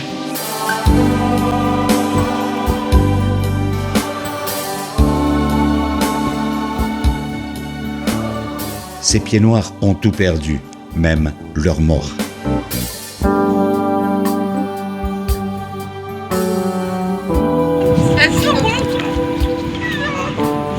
Ça c'est pas de l'entretien, ça. Ça, c'est un massacre qu'ils ont fait. C'est un massacre qu'ils ont fait.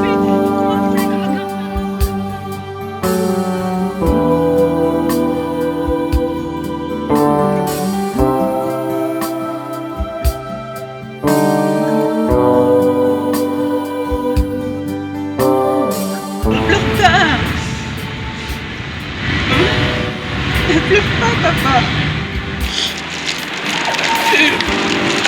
J'ai beaucoup de peine de te voir dans l'état aussi.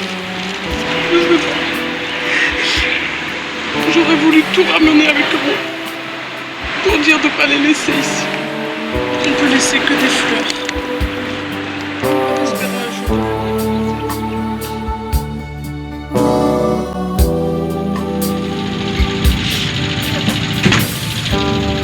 On ne peut quitter son pays sans aller revoir sans doute pour une dernière fois la maison de son enfance. Bonjour. C'est Anne.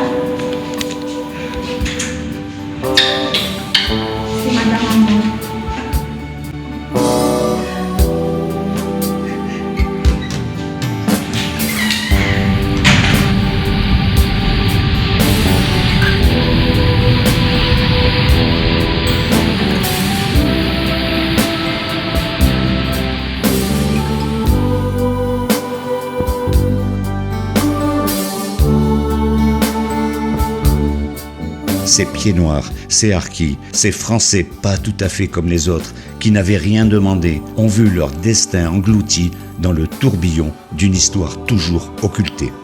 Les larmes aux yeux et le cœur déchiré, c'est un dernier adieu à une terre tant aimée.